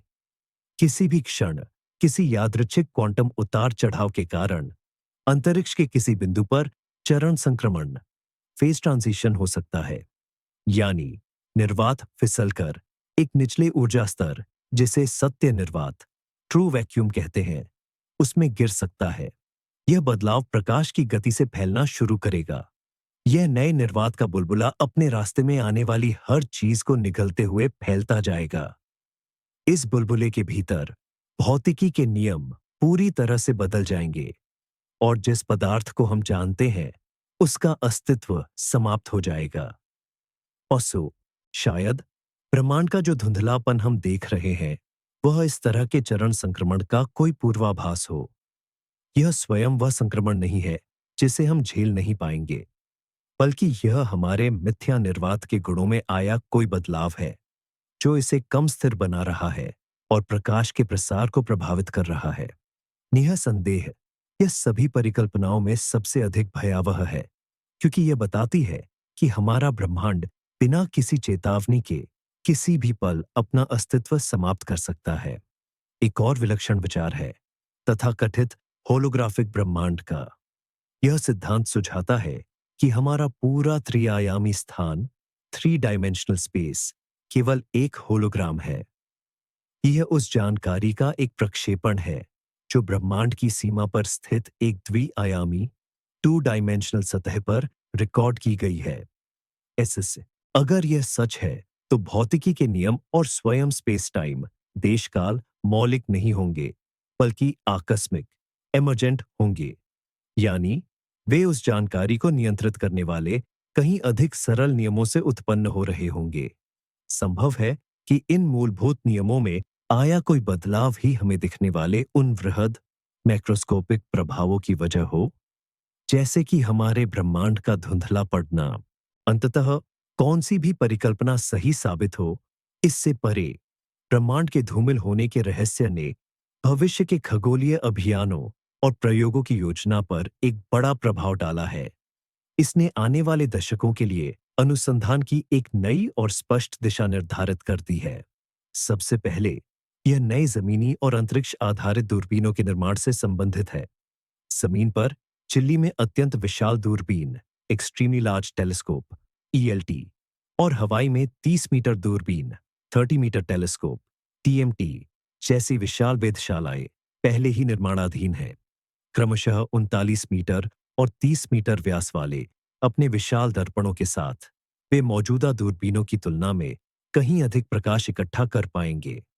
इससे उन्हें बहुत धुंधली और दूर की आकाश गंगाओं का अविश्वसनीय विस्तार से अध्ययन करने और अंतराकाश गंगा माध्यम की संरचना का अद्वितीय सटीकता के साथ विश्लेषण करने में मदद मिलेगी। अंतरिक्ष में कई ऐसे मिशन लॉन्च करने की योजना है जो विशेष रूप से डार्क एनर्जी और ब्रह्मांड की विशालकाय संरचना के अध्ययन के लिए डिजाइन किए गए हैं। इनमें उदाहरण के लिए यूरोपीय अंतरिक्ष दूरबीन यूक्लिड यूक्लिड और अमेरिकी वेधशाला Nancy Grace Roman space telescope Nancy Grace Roman space telescope शामिल है। उनका मुख्य उद्देश्य अरबों आकाशगंगाओं के वितरण का 3D मानचित्र तैयार करना है। ये मानचित्र हमें ब्रह्मांडीय सिद्धांत की जांच करने, विशाल शून्य वॉइड्स और फिलामेंट्स का पता लगाने और यह मापने में सक्षम बनाएंगे कि ब्रह्मांड के इतिहास में उसके विस्तार की गति कैसे बदली है। यह डेटा कई सिद्धांतों के लिए एक निर्णायक कसौटी साबित होगा, जिनमें परिवर्तनशील डार्क एनर्जी के मॉडल से लेकर हमारे विशेष स्थान की परिकल्पनाएं शामिल हैं। यह इसके अलावा डार्क मैटर की खोज के लिए भूमि के नीचे गहराई में किए जा रहे नई पीढ़ी के प्रयोग इसके क्षय, डिके या विलोपन, एनिहिलेशन की संभावना को भी ध्यान में रखेंगे। वैज्ञानिक अब केवल डार्क मैटर के कणों के डिटेक्टरों से सीधे टकराने के बजाय अप्रत्यक्ष संकेतों की भी तलाश करेंगे, जैसे कि इसके क्षय से उत्पन्न होने वाले न्यूट्रिनो या गामा क्वांटा जैसे उत्पाद। हो सकता है कि रहस्य को सुलझाने की कुंजी इन्हीं डेटा में छिपी हो। इस तरह यह खगोलीय गुत्थी तकनीकी और वैज्ञानिक प्रगति के लिए एक शक्तिशाली प्रेरक शक्ति बन गई है। यह हमें लगातार बेहतर उपकरण बनाने और अधिक परिष्कृत सिद्धांतों को विकसित करने के लिए प्रेरित करती है, जिससे हमारे ज्ञान की सीमाएं बढ़ती हैं। आइए एक मानसिक प्रयोग करके देखते हैं। मान लीजिए कि हम एक ऐसी महासभ्यता है जो आज से 1 ट्रिलियन साल बाद के भविष्य में जी रही है। तब हमारा ब्रह्मांड कैसा दिखेगा? ऊष्मा की मृत्यु, हीट डेथ के सिद्धांत पर आधारित आधुनिक वैज्ञानिक समझ के अनुसार यह तस्वीर काफी निराशाजनक होगी। ब्रह्मांड के तेज विस्तार के चलते हमारी स्थानीय समूह, जो संभवतः तब तक एक विशाल अंडाकार आकाशगंगा में समाहित हो चुका होगा, के बाहर की सभी आकाशगंगाएं दृश्य क्षितिज विजिबल होराइजन से परे चली जाएंगी। आसमान लगभग खाली होगा। अंतिम बचे तारे, लाल बौने, रेड ड्वार्फ्स भी जलकर बुझ जाएंगे और अपने पीछे केवल ठंडे हो रहे श्वेत बौने, न्यूट्रॉन तारे और ब्लैक होल ही छोड़ेंगे। ब्रह्मांड लगभग पूर्ण अंधकार और पूर्ण शून्य के करीब की ठंडक में डूब जाएगा। इसे ही अभ्रंश युग, डिजेनरेट ईरा कहा जाता है। लेकिन कहानी यहीं खत्म नहीं होती। इससे भी बड़े समय के पैमाने पर लगभग 10 की 40 घात 10 वर्षों के बाद कुछ महान एकीकरण सिद्धांतों, ग्रैंड यूनिफिकेशन थ्योरीज के अनुसार प्रोटॉन विघटित, डिके होना शुरू कर सकते हैं। इसका मतलब है कि वह सारा बैरियोनिक पदार्थ, बारियोनिक मैटर, जिससे ग्रह और ठंडे हो चुके तारे बने हैं, धीरे धीरे भाप बनकर विकिरण, रेडिएशन और लेप्टॉन में बदल जाएगा। ब्रह्मांड में एकमात्र मैक्रोस्कोपिक वस्तुएं केवल ब्लैक होल ही बचेंगी, पर वे भी अमर नहीं हैं। हॉकिंग विकिरण, हॉकिंग रेडिएशन के कारण ब्लैक होल अपनी द्रव्यमान खोते हुए बहुत धीरे धीरे वाष्पित, इवापोरेट हो जाएंगे। पुरानी आकाशगंगाओं के केंद्र में स्थित सुपरमैसिव ब्लैक होल को ऐसा करने में अकल्पनीय रूप से लंबा समय लगेगा, लगभग 10 की 100 घात ओजडील 100 वर्ष, पर अंततः वे भी गायब हो जाएंगे। इसके बाद अंधकार का युग, द डार्क एरा आएगा। ब्रह्मांड वस्तुतः एक खाली निर्वात वैक्यूम बन जाएगा, जिसमें केवल अवशेष फोटॉन, रेलिक्ट फोटॉन्स, न्यूट्रिनो और संभवतः इलेक्ट्रॉन तथा पॉजिट्रॉन जैसे स्थिर कण ही होंगे। कोई भी संगठित संरचना नहीं बचेगी। समय अपना अर्थ खो देगा। ब्रह्मांड का यह धीमा पड़ना जो आज हम देख रहे हैं, अस्तित्वहीनता, नॉन एग्जिस्टेंस की इस लंबी यात्रा का पहला मुश्किल से दिखने वाला कदम है। ये हमें याद दिलाता है कि इस विशाल ब्रह्मांड की भी एक कहानी है, जिसका एक आरंभ और एक अंत है। हम इसके सबसे चमकीले और सबसे जीवंत दौर में जी रहे हैं। इसलिए हमें दूर के तारों से आने वाले प्रकाश के हर एक फोटॉन की कद्र करनी चाहिए, क्योंकि एक दिन यह रोशनी हमेशा के लिए बुझ जाएगी। ब्रह्मांड में हो रही ऊर्जा में कमी की समस्या को समझने के लिए यह जानना जरूरी है कि जिस प्रकाश को हम देखते हैं और ब्रह्मांड द्वारा उत्पादित कुल ऊर्जा के बीच अंतर होता है। ये दोनों हमेशा एक जैसे नहीं होते। तारा निर्माण की प्रक्रियाओं में उत्पन्न होने वाली अधिकांश ऊर्जा युवा गर्म सितारों द्वारा पराबैंगनी यूवी रेंज में उत्सर्जित होती है। हालांकि ये पराबैंगनी प्रकाश अक्सर सीधे हम तक नहीं पहुंच पाता। आकाशगंगाओं के अंदर मौजूद धूल के बादल इसे अवशोषित कर लेते हैं। यह धूल गर्म होकर इस ऊर्जा को दूर के अवरक्त आईआर रेंज में फिर से उत्सर्जित करती है। अखो ठंडा। इसलिए ब्रह्मांड की ऊर्जा संतुलन की पूरी तस्वीर प्राप्त करने के लिए हमें गामा किरणों से लेकर रेडियो तरंगों तक सभी तरंग दैर्घ्यों पर नजर डालनी होगी। गामा परियोजना और उसके बाद के अध्ययनों में यही किया गया। वैज्ञानिकों ने दर्जनों अलग-अलग दूरबीनों से डेटा को एक साथ संकलित किया, जिनमें से प्रत्येक अपने विशेष दायरे में काम करता है। उन्होंने अनिवार्य रूप से ब्रह्मांड की ऊर्जा का एक पूर्ण लेखा जोखा या लेखा परीक्षा तैयार की और निष्कर्ष स्पष्ट था। यह कुल ऊर्जा उत्पादन है जो कम हो रहा है। यह सिर्फ इसलिए नहीं है कि प्रकाश हम तक खराब तरीके से पहुंच रहा है या किसी दूसरी रेंज में चला गया है। असल समस्या पावर स्टेशन में है, यानी खुद जनरेटर, सितारे या तो कम कुशलता से काम कर रहे हैं या उनकी संख्या कम हो गई है। कैसे? यह एक महत्वपूर्ण स्पष्टीकरण है जो कुछ परिकल्पनाओं को खारिज करने में मदद करता है। उदाहरण के लिए, अगर समस्या केवल धूल के गुणों में बदलाव के कारण होती, तो हम देखते कि पराबैंगनी में चमक तो घट रही है, लेकिन अवरक्त रेंज में यह बढ़ रही है क्योंकि धूल अधिक ऊर्जापूर्ण उत्सर्जित कर रही होती। लेकिन अवलोकन दर्शाते हैं कि गिरावट सभी रेंजों में हो रही है, हालांकि गति अलग-अलग है। ये इस बात की पुष्टि करता है कि समस्या की जड़ ब्रह्मांड को शक्ति प्रदान करने वाली सबसे मूलभूत प्रक्रिया, यानी सितारों के अंदर होने वाले थर्मोन्यूक्लियर संलयन, थर्मोन्यूक्लियर फ्यूजन में है। यह समझ खोज के दायरे को सीमित करती है और हमें इन सवालों पर ध्यान केंद्रित करने के लिए प्रेरित करती है। तारे कम क्यों बन रहे हैं, या नए सितारों की पीढ़ी अपने पूर्ववर्तियों की तुलना में औसतन कम विशाल, मैसिव और फलस्वरूप कम चमकदार क्यों है? इस सवाल का जवाब शायद आकाशगंगाओं के जटिल पारिस्थितिकी तंत्र इकोसिस्टम में छिपा है, जहां गुरुत्वाकर्षण, गैस की हाइड्रोडायनामिक्स और सितारों व ब्लैक होल से मिलने वाला फीडबैक आपस में घूमते हुए हैं। आइए अब हम डार्क एनर्जी की भूमिका पर जरा विस्तार से नजर डालें, क्योंकि यह सबसे ज्यादा दिलचस्प और दूरगामी परिकल्पनाओं में से एक है।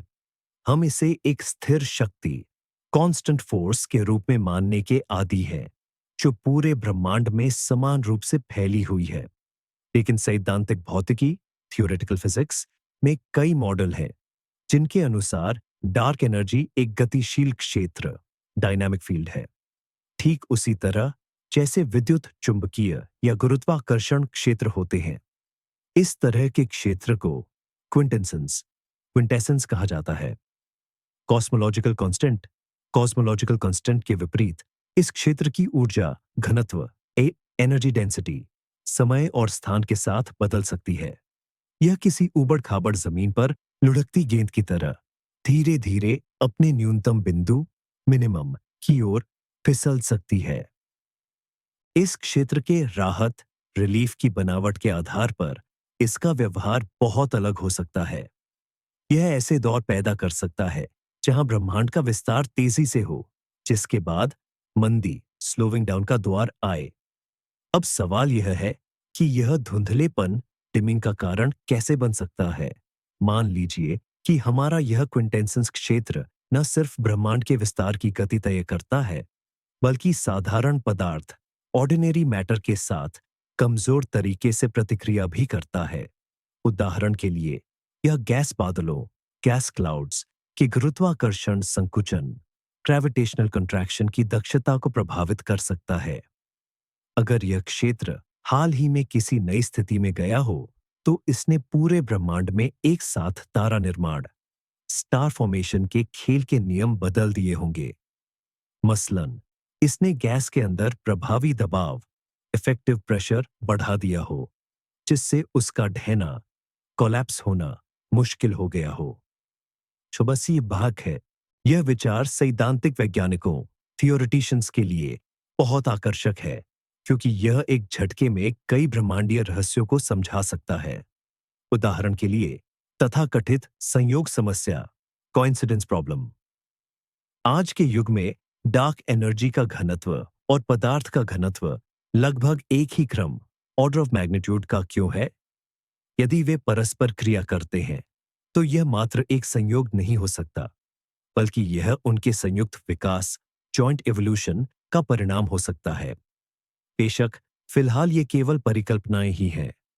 हमारे पास क्विंटेंसेंस क्षेत्र के अस्तित्व का कोई सीधा प्रमाण नहीं है। पदार्थ के साथ इसकी परस्पर क्रिया का तो सवाल ही नहीं उठता। लेकिन ये मॉडल दिखाते हैं कि भौतिकी के सबसे मौलिक प्रश्न कितने गहराई से जुड़े हो सकते हैं। इन धुंधली होती आकाश गंगाओं का रहस्य वास्तविकता के एक बिल्कुल नए क्षेत्र में एक खिड़की साबित हो सकता है, जिसके अस्तित्व के बारे में हमने कभी सोचा भी नहीं था। इस घटना का अध्ययन हमें उस रहस्यमय शक्ति की वास्तविक प्रकृति को समझने में मदद कर सकता है, जो हमारे ब्रह्मांड की नियति, फेट को नियंत्रित करती है। तारे बनने की गति में आई गिरावट के संबंध में हमें ब्रह्मांड के रासायनिक विकास, केमिकल एवोल्यूशन पर भी ध्यान देना होगा। शुरुआती तारे लगभग पूरी तरह से हाइड्रोजन और हीलियम के बने थे। ये वो तत्व है जो महाविस्फोट, बिग बैंग के दौरान पैदा हुए थे। इन तारों के अंदर और उनके विस्फोटों के दौरान ही भारी तत्व जन्म लेते थे, जिन्हें खगोलशास्त्री धातुएं, मेटल्स कहते हैं। तारों की हर अगली पीढ़ी पिछली पीढ़ी की तुलना में इन धातुओं से थोड़ी ज्यादा समृद्ध थी। इस प्रक्रिया को रासायनिक संवर्धन, केमिकल एनरिचमेंट कहा जाता है। अब सवाल है कि इसका नए तारे बनने से क्या लेना देना है। दरअसल, गैस के बादलों को ठंडा करने में धातुओं की अहम भूमिका होती है। भारी तत्वों के परमाणु ऊष्मा ऊर्जा, थर्मल एनर्जी को कुशलता से बाहर निकाल सकते हैं। इससे बादल ठंडे होते हैं, सिकुड़ते हैं और अलग-अलग तारों में बंट जाते हैं। जिस गैस में धातुएं नहीं होती, उसमें यह प्रक्रिया बहुत कम प्रभावी ढंग से होती है। यह एक विरोधाभास है। गैस में जितनी ज्यादा धातुएं होती हैं, उससे तारे, खासकर कम द्रव्यमान वाले तारे, लेस मैसिव स्टार्स, उतनी ही आसानी से बनते हैं। लेकिन इसकी एक नकारात्मक पहलू भी है। धात्विकता, मेटेलिसिटी बढ़ने से धूल की मात्रा भी बढ़ सकती है। और जैसा कि हम जानते हैं, धूल प्रकाश को रोक सकती है, जिससे बादलों के सबसे सघन हिस्सों, डेंस कोर्स को और ठंडा होने में रुकावट आती है। इसके अलावा रासायनिक संरचना तारों के जीवन चक्र को भी प्रभावित करती है। उच्च धात्विकता वाले तारों की बाहरी परतें अधिक अपारदर्शी, ओपेक होती हैं, जिससे उनकी संरचना और विकास बदल जाता है। वे थोड़ा लंबा जीते हैं और उनमें तारकीय हवा, स्टेलर विंड भी तेज होती है।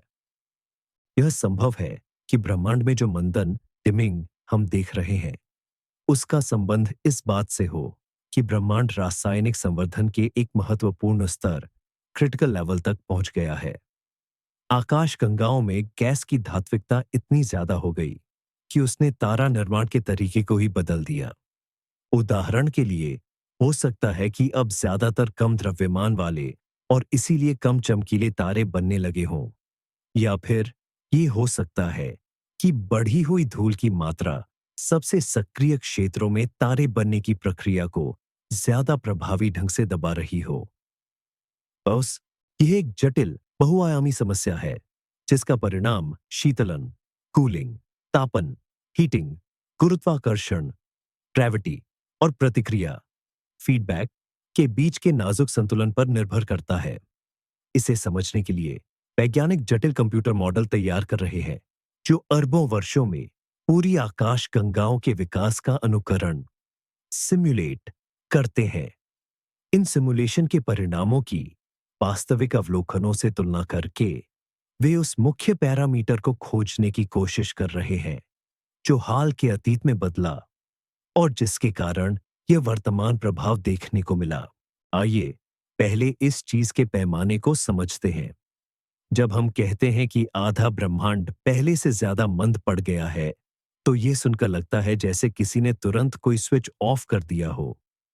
मगर सच्चाई यह है कि यह एक बेहद ही सूक्ष्म बदलाव है, जिसे केवल बहुत बड़े डेटा सेट का विश्लेषण करके ही समझा जा सकता है।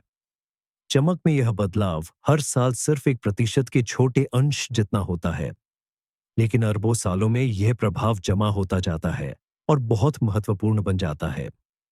इसे समझने के लिए इंसान के बुढ़ापे के प्रोसेस का उदाहरण लिया जा सकता है।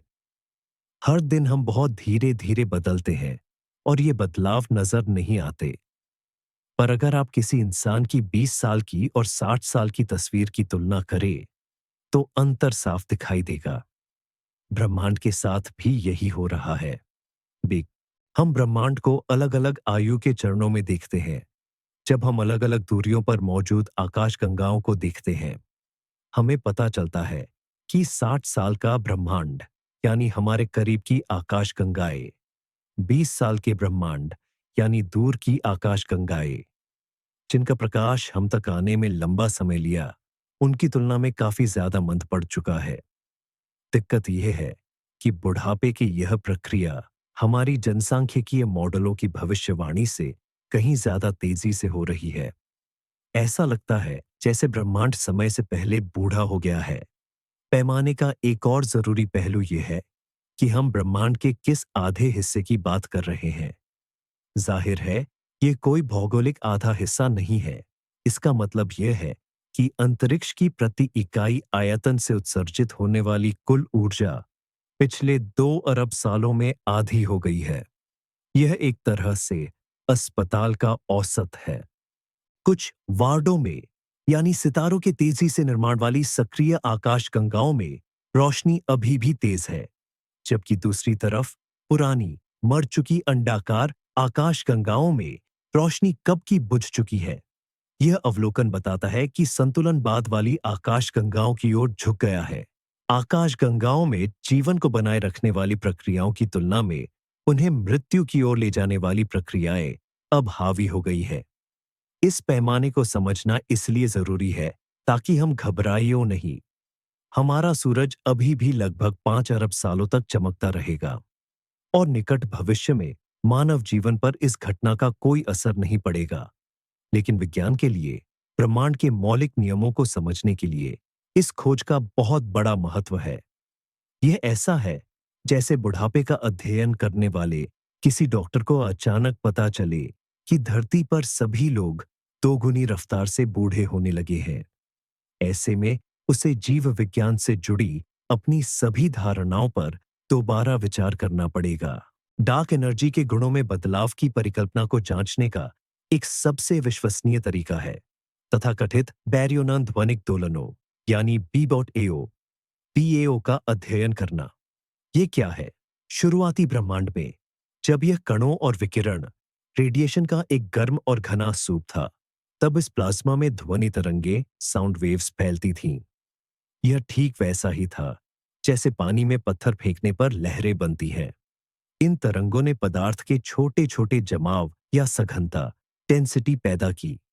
जब ब्रह्मांड ठंडा हुआ और पारदर्शी हो गया, तो ये तरंगें एक तरह से जम गईं। उन्होंने पदार्थ के वितरण में एक विशिष्ट छाप छोड़ दी, जो एक प्रकार का मानक पैमाना स्टैंडर्ड रूलर बन गया।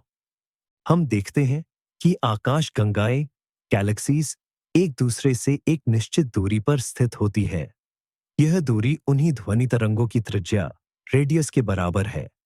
यह दूरी लगभग 500 मिलियन प्रकाश वर्ष 500 मिलियन लाइट ईयर्स है। चूंकि हम इस पैमाने का वास्तविक आकार जानते हैं, इसलिए हम इसका उपयोग ब्रह्मांड में दूरी मापने और परिणामस्वरूप इसके विस्तार एक्सपेंशन के इतिहास का अध्ययन करने के लिए कर सकते हैं। अलग अलग दूरियों पर यानी अलग अलग युगों में इस पैमाने के दिखाई देने वाले कोणीय आकार एंगुलर साइज को मापकर हम उच्च सटीकता के साथ यह पता लगा सकते हैं कि ब्रह्मांड के विस्तार की गति कैसे बदली है। यह विधि सुपरनोवा जैसी मानक कैंडल्स स्टैंडर्ड कैंडल्स पर निर्भर नहीं करती और इसलिए यह एक शक्तिशाली और स्वतंत्र उपकरण है।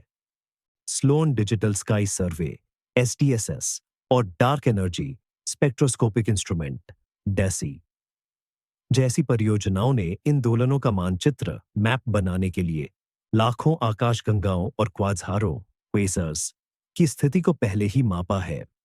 यदि डार्क एनर्जी एक ब्रह्मांडीय नियतांक कॉस्मोलॉजिकल कंस्टेंट नहीं है, बल्कि समय के साथ बदलती रहती है, तो यह बात P.O के डेटा में स्पष्ट रूप से दिखाई देनी चाहिए। हमें विस्तार के इतिहास में मानक मॉडल द्वारा की गई भविष्यवाणी से कुछ विचलन डिविएशंस देखने को मिलने चाहिए। अब तक डेटा उच्च सटीकता के साथ मानक मॉडल के अनुरूप है, जिसमें डार्क एनर्जी को एक स्थिर नियतांक माना गया है, लेकिन माप की सटीकता लगातार बढ़ रही है। भविष्य के सर्वेक्षण, जो करोड़ों आकाशगंगाओं का मानचित्रण करेंगे, हमें इस परिकल्पना को और भी अधिक कठोरता से जांचने की अनुमति देंगे। यदि वे विचलन पाते हैं, तो यह एक वास्तविक क्रांति होगी। यदि ऐसा नहीं होता है, तो हमें ब्रह्मांड के इस रहस्य को समझने के लिए अन्य अधिक जटिल खगोल भौतिकी प्रक्रियाओं में खोजनी होगी। किसी भी स्थिति में बीएओ का यह ब्रह्मांडीय पैमाना, कॉस्मिक रूलर, इस वैज्ञानिक खेल में हमारा सबसे बड़ा हथियार या ट्रम्प कार्ड है। आइए हम उस परिकल्पना पर फिर से विचार करें कि कहीं हमारे भौतिक नियम ही अपूर्ण तो नहीं है। आधुनिक सैद्धांतिक भौतिकी की सबसे बड़ी चुनौतियों में से एक है तथाकथित सूक्ष्म समायोजन की समस्या, फाइन ट्यूनिंग प्रॉब्लम।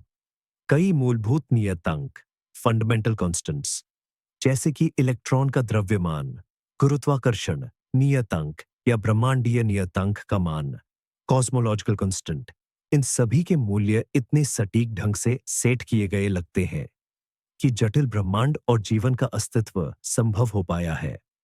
अगर इन मानों में जरा भी बदलाव होता, तो तारे जल नहीं पाते, भारी तत्व, हैवी एलिमेंट्स बन ही नहीं पाते।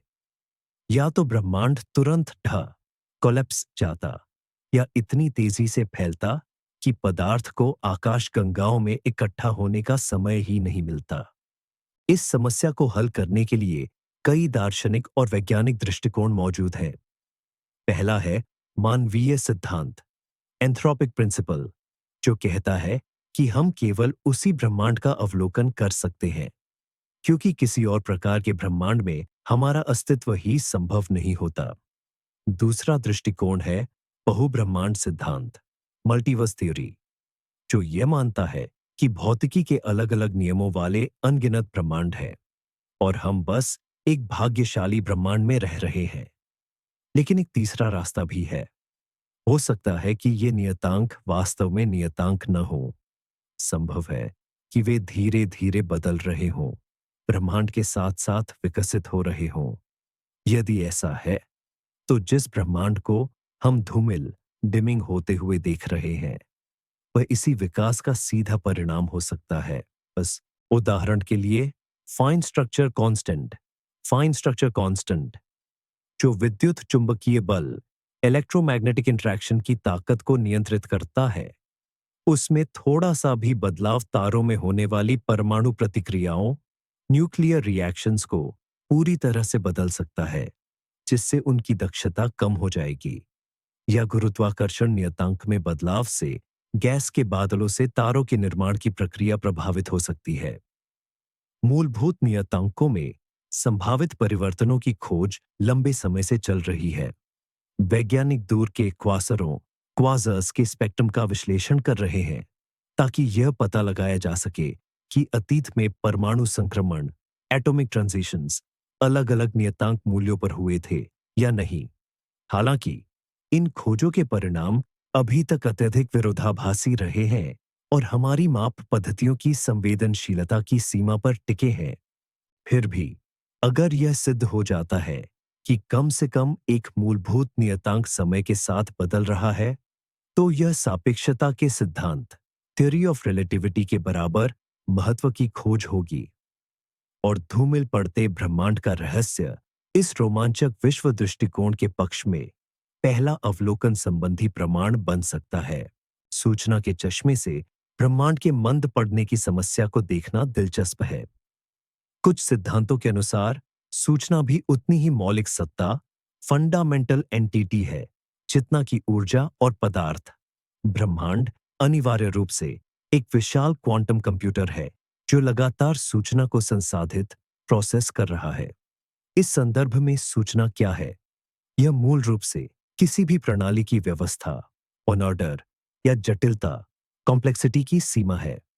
किसी तारे का जन्म, ग्रह प्रणाली का निर्माण या जीवन की उत्पत्ति ये सभी ऐसी प्रक्रियाएं हैं जो जटिल, व्यवस्थित संरचनाओं का निर्माण करती हैं, यानी सूचना की मात्रा बढ़ाती है।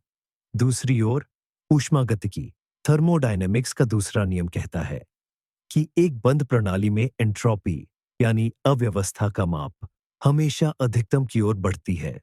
इसका मतलब है कि समय के साथ किसी भी व्यवस्थित संरचना का टूटना तय है और सूचना का ह्रास, लॉस, होना अनिवार्य है। ये दोनों प्रक्रियाएं, सूचना का निर्माण, नेगेंट्रोपी, और इसका विनाश, एंट्रोपी, निरंतर संघर्ष में है। संभव है कि सक्रिय रूप से तारे बनने का युग वह दौर था जब ब्रह्मांड में सूचना निर्माण की प्रक्रियाओं का वर्चस्व था। गुरुत्वाकर्षण, ग्रेविटी ने बिखरे हुए पदार्थ को जटिल संरचनाओं, तारों और आकाश गंगाओं में इकट्ठा किया। लेकिन अब, जब इन प्रक्रियाओं के लिए ईंधन का भंडार खत्म होने की कगार पर है, ऊष्मागतिकी का दूसरा नियम हावी होने लगा है। एंट्रोपी अपना अधिकार जमा रही है। ये मंद पड़ना जिसे हम देख रहे हैं, सिर्फ ऊर्जा उत्पादन में कमी नहीं है। ये इस बात का संकेत हो सकता है कि ब्रह्मांड सृजन के चरण, फेज से विघटन के चरण में प्रवेश कर रहा है। सूचना प्रोसेसिंग की गति गिर रही है। जटिल संरचनाएं अब क्षीण, डिग्रेड होने लगी हैं। बेशक, यह चीजों को देखने का एक बहुत ही दार्शनिक नजरिया है, जिसे सख्त गणितीय सूत्रों में ढालना मुश्किल है। लेकिन यह हमें इस समस्या को एक व्यापक संदर्भ में देखने की अनुमति देता है। ब्रह्मांड का मंद पड़ना केवल एक खगोल भौतिकी घटना, एस्ट्रोफिजिकल फिनोमिनन नहीं है। यह प्रकृति के सबसे मौलिक कानून का प्रकटीकरण हो सकता है, यानी समय का अटल प्रवाह जो व्यवस्था से अव्यवस्था की ओर बढ़ता है। और हम उस क्षण के गवाह हैं जब यह महान लोलक, पेंडुलम, विपरीत दिशा में झूल गया है। किसी भी वैज्ञानिक शोध में, खासकर जब हम बहुत ही बारीक प्रभावों का अध्ययन कर रहे होते हैं, तो हमेशा इस बात का खतरा रहता है कि हम कहीं संज्ञानात्मक पूर्वाग्रहों, कॉग्निटिव बायसेस या व्यवस्थित त्रुटियों, सिस्टमैटिक एरर्स के शिकार न हो जाएं। खगोल विज्ञान का इतिहास ऐसे उदाहरणों से भरा पड़ा है जब बड़े-बड़े दावे अंततः केवल आर्टिफैक्ट, यानी भ्रम साबित हुए। जरा याद कीजिए मंगल ग्रह पर पाए गए प्रसिद्ध नहरों को, जो कि केवल एक प्रकाशीय भ्रम, ऑप्टिकल इल्यूजन था, या फिर प्रकाश से भी तेज चलने वाले न्यूट्रिनो की खोज, जिसका कारण बस एक ढीला केबल था। क्या हम वाकई यकीन कर सकते हैं कि ब्रह्मांड का यह धुंधलापन, डिमिंग, एक वास्तविक प्रभाव है, या यह भी कुछ ऐसा ही है? वैज्ञानिक इस संभावना को पूरी गंभीरता से लेते हैं। यही वजह है कि अलग-अलग उपकरणों और विभिन्न तरीकों से प्राप्त डेटा की क्रॉस चेकिंग पर इतना समय और मेहनत खर्च की जाती है। गामा प्रोजेक्ट के डेटा की तुलना Sloane digital sky survey (SDSS) के डेटा के साथ-साथ हेबल, स्पिट्जर, हर्शेल और कई अन्य स्पेस टेलीस्कोप के अवलोकनों से की गई है। और ये सभी अवलोकन कुल मिलाकर एक ही प्रवृत्ति, ट्रेंड की ओर इशारा करते हैं। यह बात इस संभावना को काफी हद तक कम कर देती है कि समस्या सिर्फ किसी एक खास उपकरण में है। लेकिन इससे भी ज्यादा जटिल प्रश्न विश्लेषण की कार्यप्रणाली, मेथोडोलॉजी का है। कुल चमक, टोटल लुमिनोसिटी को मापने के लिए हमें कई तरह की धारणाएं और मॉडल बनाने पड़ते हैं। उदाहरण के लिए, आकाशगंगाओं के अंदर प्रकाश के अवशोषण, एब्जॉर्प्शन को सही ढंग से कैसे गिना जाए? सीमित क्षेत्र के डेटा को पूरे ब्रह्मांड पर कैसे लागू, एक्सट्रापोलेट किया जाए? विभिन्न फिल्टरों में देखी गई चमक को कुल ऊर्जा उत्पादन में ठीक से कैसे बदला जाए? इन प्रक्रियाओं में से हर एक में एक छोटी सी व्यवस्थित त्रुटि छिपी हो सकती है, जो समय के साथ जमा होकर एक गलत निष्कर्ष तक पहुंचा सकती है। यही कारण है कि वैज्ञानिक समुदाय में इतनी जोरदार बहस चल रही है। अलग-अलग टीमें थोड़े अलग-अलग दृष्टिकोणों का उपयोग करके एक ही डेटा का विश्लेषण करती है और परिणामों की तुलना करती है। अभी तक की आम सहमति, कंसेंसस, यही बताती है कि यह प्रभाव वास्तविक है।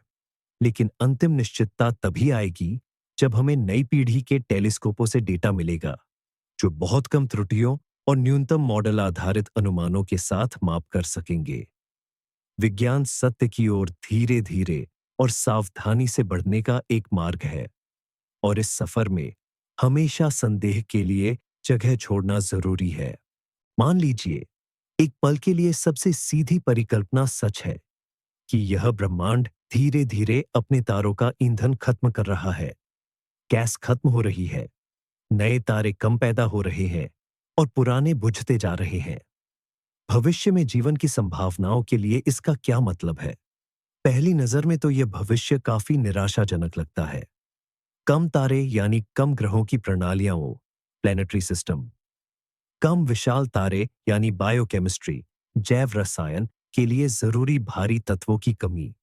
ब्रह्मांड रहने लायक कम होता जा रहा है। हालांकि कुछ वैज्ञानिक इससे ज्यादा आशावादी दृष्टिकोण रखते हैं। उनका कहना है कि तारे बनने का जो सबसे तूफानी दौर था, वह शायद जीवन के पनपने के लिए सबसे अच्छा समय नहीं था। बार बार होने वाले सुपरनोवा विस्फोट और युवा तारों से निकलने वाला भयानक विकिरण, रेडिएशन, नई ग्रहों को स्टरलाइज कर सकता था। एक शांत, परिपक्व ब्रह्मांड शायद जीवन के लिए ज्यादा अनुकूल वातावरण हो सकता है। सुदूर भविष्य में मुख्य चुनौती लंबी आयु वाले लाल बौने तारों, रेड ड्वार्फ्स का बुझना होगा। ये हमारे सूर्य से लाखों करोड़ों गुना ज्यादा, यानी खरबों वर्षों तक चमक सकते हैं। शायद ब्रह्मांड में जीवन के आखिरी ठिकाने इन्हीं तारों के आसपास होंगे, मगर एक दिन तो ये भी बुझ जाएंगे। तो क्या इसका मतलब है कि हर सजीव और समझदार चीज का यह अंतिम अंत होगा? जरूरी नहीं। फिजिसिस्ट फ्रीमैन डायसन और कुछ अन्य विचारकों ने अत्यंत सुदूर भविष्य में भी जीवित रहने के तरीकों पर विचार किया है। महासभ्यताएं, सुपर सिविलाइजेशंस शायद ऊर्जा के अन्य स्रोतों का उपयोग करना सीख लेंगी। उदाहरण के लिए, वे ब्लैक होल के घूमने से ऊर्जा निकाल सकती हैं, जिसे पेनरोज प्रक्रिया कहते हैं।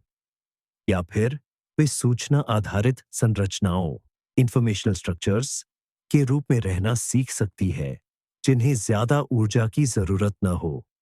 वे ठंडे होते ब्रह्मांड में ढलते हुए अपने चयापचय, मेटाबॉलिज्म और सोचने की प्रक्रिया को धीमा कर देंगी। इसे ही डायसन का शाश्वत जीवन, इटर्नल लाइफ कहा जाता है। बेशक यह विचार आज के विज्ञान की पहुंच से बहुत परे है, लेकिन ये कल्पनाएं दिखाती है कि धीरे धीरे मरते, अंधेरे होते ब्रह्मांड में भी कहानी खत्म नहीं हुई है। इस ब्रह्मांड का अंधकार हमारे ज्ञान के लिए ही नहीं, बल्कि एक प्रजाति के तौर पर हमारे अस्तित्व के लिए भी एक चुनौती है। यह हमें याद दिलाता है कि यदि हमें इस पैमाने पर भविष्य चाहिए, तो हमें ऊर्जा और पदार्थ को नियंत्रित करना सीखना होगा, उस स्तर पर जो आज हमें दैवीय लगता है। आखिरकार, ब्रह्मांड के मंद पड़ने का रहस्य इस बात का एक शानदार उदाहरण है कि वैज्ञानिक पद्धति, साइंटिफिक मेथड, कैसे काम करती है। इसकी शुरुआत एक अप्रत्याशित अवलोकन, अनएक्सपेक्टेड ऑब्जर्वेशन से होती है, जो हमारी वर्तमान समझ में फिट नहीं बैठता। यह अवलोकन, जो नए और बेहतर उपकरणों की बदौलत किया जाता है, स्थापित सिद्धांतों को चुनौती देता है। इसके बाद परिकल्पनाओं, हाइपोथेसिस को उत्पन्न करने की प्रक्रिया शुरू होती है। वैज्ञानिक कई संभावित स्पष्टीकरण प्रस्तुत करते हैं, जो सबसे पारंपरिक से लेकर सबसे कट्टरपंथी तक हो सकते हैं। इन सभी परिकल्पनाओं में विशिष्ट पूर्वानुमान होते हैं। उदाहरण के लिए, धूल, डस्ट से संबंधित परिकल्पना प्रकाश के लाल हो जाने और रेडनिंग की भविष्यवाणी करती है, जबकि डार्क एनर्जी में बदलाव से संबंधित परिकल्पना ब्रह्मांड के विस्तार के इतिहास में विचलन का अनुमान लगाती है। अगला चरण इन पूर्वानुमानों का परीक्षण करना है। खगोल शास्त्री नए अवलोकन कार्यक्रम बनाते हैं, सिद्धांतकार अपने मॉडल को परिष्कृत करते हैं और इंजीनियर नए उपकरण तैयार करते हैं। यह एक लंबी और मेहनत वाली प्रक्रिया है, जिसमें कई गतिरोध, डेड एंड्स और झूठे संकेत मिलते हैं। कुछ परिकल्पनाओं को खारिज कर दिया जाता है क्योंकि उनके पूर्वानुमान सही साबित नहीं होते। अन्य को डेटा के साथ बेहतर ढंग से मेल खाने के लिए संशोधित किया जाता है। कभी-कभी इस समस्या को हल करने के लिए एक पूरी तरह से नए क्रांतिकारी विचार की आवश्यकता होती है, जो बिखरे हुए तथ्यों को एक सुसंगत तस्वीर में जोड़ सके। हम अभी इस प्रक्रिया के बिल्कुल चरम पर हैं। हमारे पास एक रहस्य है, हमारे पास कई प्रतिस्पर्धी परिकल्पनाएं हैं और उन्हें जांचने के लिए हमारे पास सभी आवश्यक उपकरण मौजूद हैं। ओ, ये ब्रह्मांड विज्ञान कॉस्मोलॉजी के लिए एक अविश्वसनीय रूप से रोमांचक समय है। हो सकता है कि जेम्स वेब टेलीस्कोप या यूक्लिड ऑब्जर्वेटरी के कारण इसका उत्तर अगले कुछ वर्षों में ही मिल जाए, या शायद यह रहस्य दशकों तक हमारे साथ रहे, जिसके लिए हमें और भी साहसिक विचारों और अधिक शक्तिशाली तकनीकों की जरूरत पड़े। लेकिन किसी भी मामले में इस उत्तर को खोजने की प्रक्रिया ही दुनिया के बारे में हमारी समझ को समृद्ध करती है। हर जांची गई और खारिज की गई परिकल्पना संभावित विकल्पों के दायरे को सीमित करती है और हमें सच्चाई के करीब लाती है, और यही विज्ञान का मुख्य उद्देश्य और उसका सौंदर्य है। तो हमने आधुनिक विज्ञान की सबसे बड़ी पहेलियों में से एक की गहराई तक एक लंबी और, उम्मीद है, सुकून भरी यात्रा पूरी कर ली है। हमने देखा कि लाखों आकाशगंगाओं से आने वाली रोशनी के गहन विश्लेषण ने वैज्ञानिकों को एक चौंकाने वाले निष्कर्ष पर पहुंचाया है। हमारा ब्रह्मांड अपेक्षा से कहीं ज्यादा तेजी से अंधकारमय होता जा रहा है। हमने इसके कई संभावित स्पष्टीकरणों पर विचार किया। हो सकता है कि इसका कारण अंतरिक्षीय धूल हो, जो कोहरे की तरह हमारी दृष्टि को बाधित कर रही है, या फिर ब्रह्मांड केवल बूढ़ा हो रहा है और सितारों के जन्म का तूफानी दौर अब समाप्त हो चुका है, जो एक शांत और गहन अंधकारमय परिपक्वता को जगह दे रहा है। हमने ब्रह्मांड के सबसे गुप्त कोनों में झांका, उस रहस्यमय डार्क एनर्जी पर बात की, जो अपने गुणों को बदलकर सृष्टि के भाग्य का फैसला कर सकती है। हमने यह अनुमान लगाने की भी हिम्मत की कि भौतिकी के हमारे मूलभूत नियम अधूरे हैं और हम एक नई वैज्ञानिक क्रांति के मुहाने पर खड़े हैं। फिलहाल हमारे पास कोई अंतिम जवाब नहीं है। हर परिकल्पना की अपनी ताकत और कमजोरियां हैं। ब्रह्मांड हमेशा की तरह हमारे सबसे साहसी मॉडलों से भी ज्यादा जटिल और दिलचस्प साबित हुआ है। लेकिन एक बात निश्चित है, हम ब्रह्मांड को समझने के एक निर्णायक मोड़ के गवाह बन रहे हैं। यह पहेली हमें आगे बढ़ने, नए टेलीस्कोप बनाने, नए सिद्धांत विकसित करने और गहरे सवाल पूछने के लिए प्रेरित करती है। इस अंतरिक्षीय रहस्य में मेरे साथ समय बिताने के लिए धन्यवाद। मुझे उम्मीद है कि इस कहानी ने आपको आराम करने और सोने के लिए तैयार होने में मदद की होगी। अगर आपको यह यात्रा पसंद आई हो, तो चैनल को सब्सक्राइब करना और लाइक करना न भूले। और इससे पहले कि आप पूरी तरह से सो जाइए, मैं आपसे एक सवाल पूछना चाहता हूं। आपको कौन सा सिद्धांत सबसे ज्यादा विश्वसनीय लगता है, या शायद सिर्फ सबसे ज्यादा सुंदर? आपके अनुसार यह बढ़ता हुआ ब्रह्मांडीय अंधकार क्या छिपा रहा है? अपने विचार कमेंट्स में जरूर लिखें। शुभ रात्रि।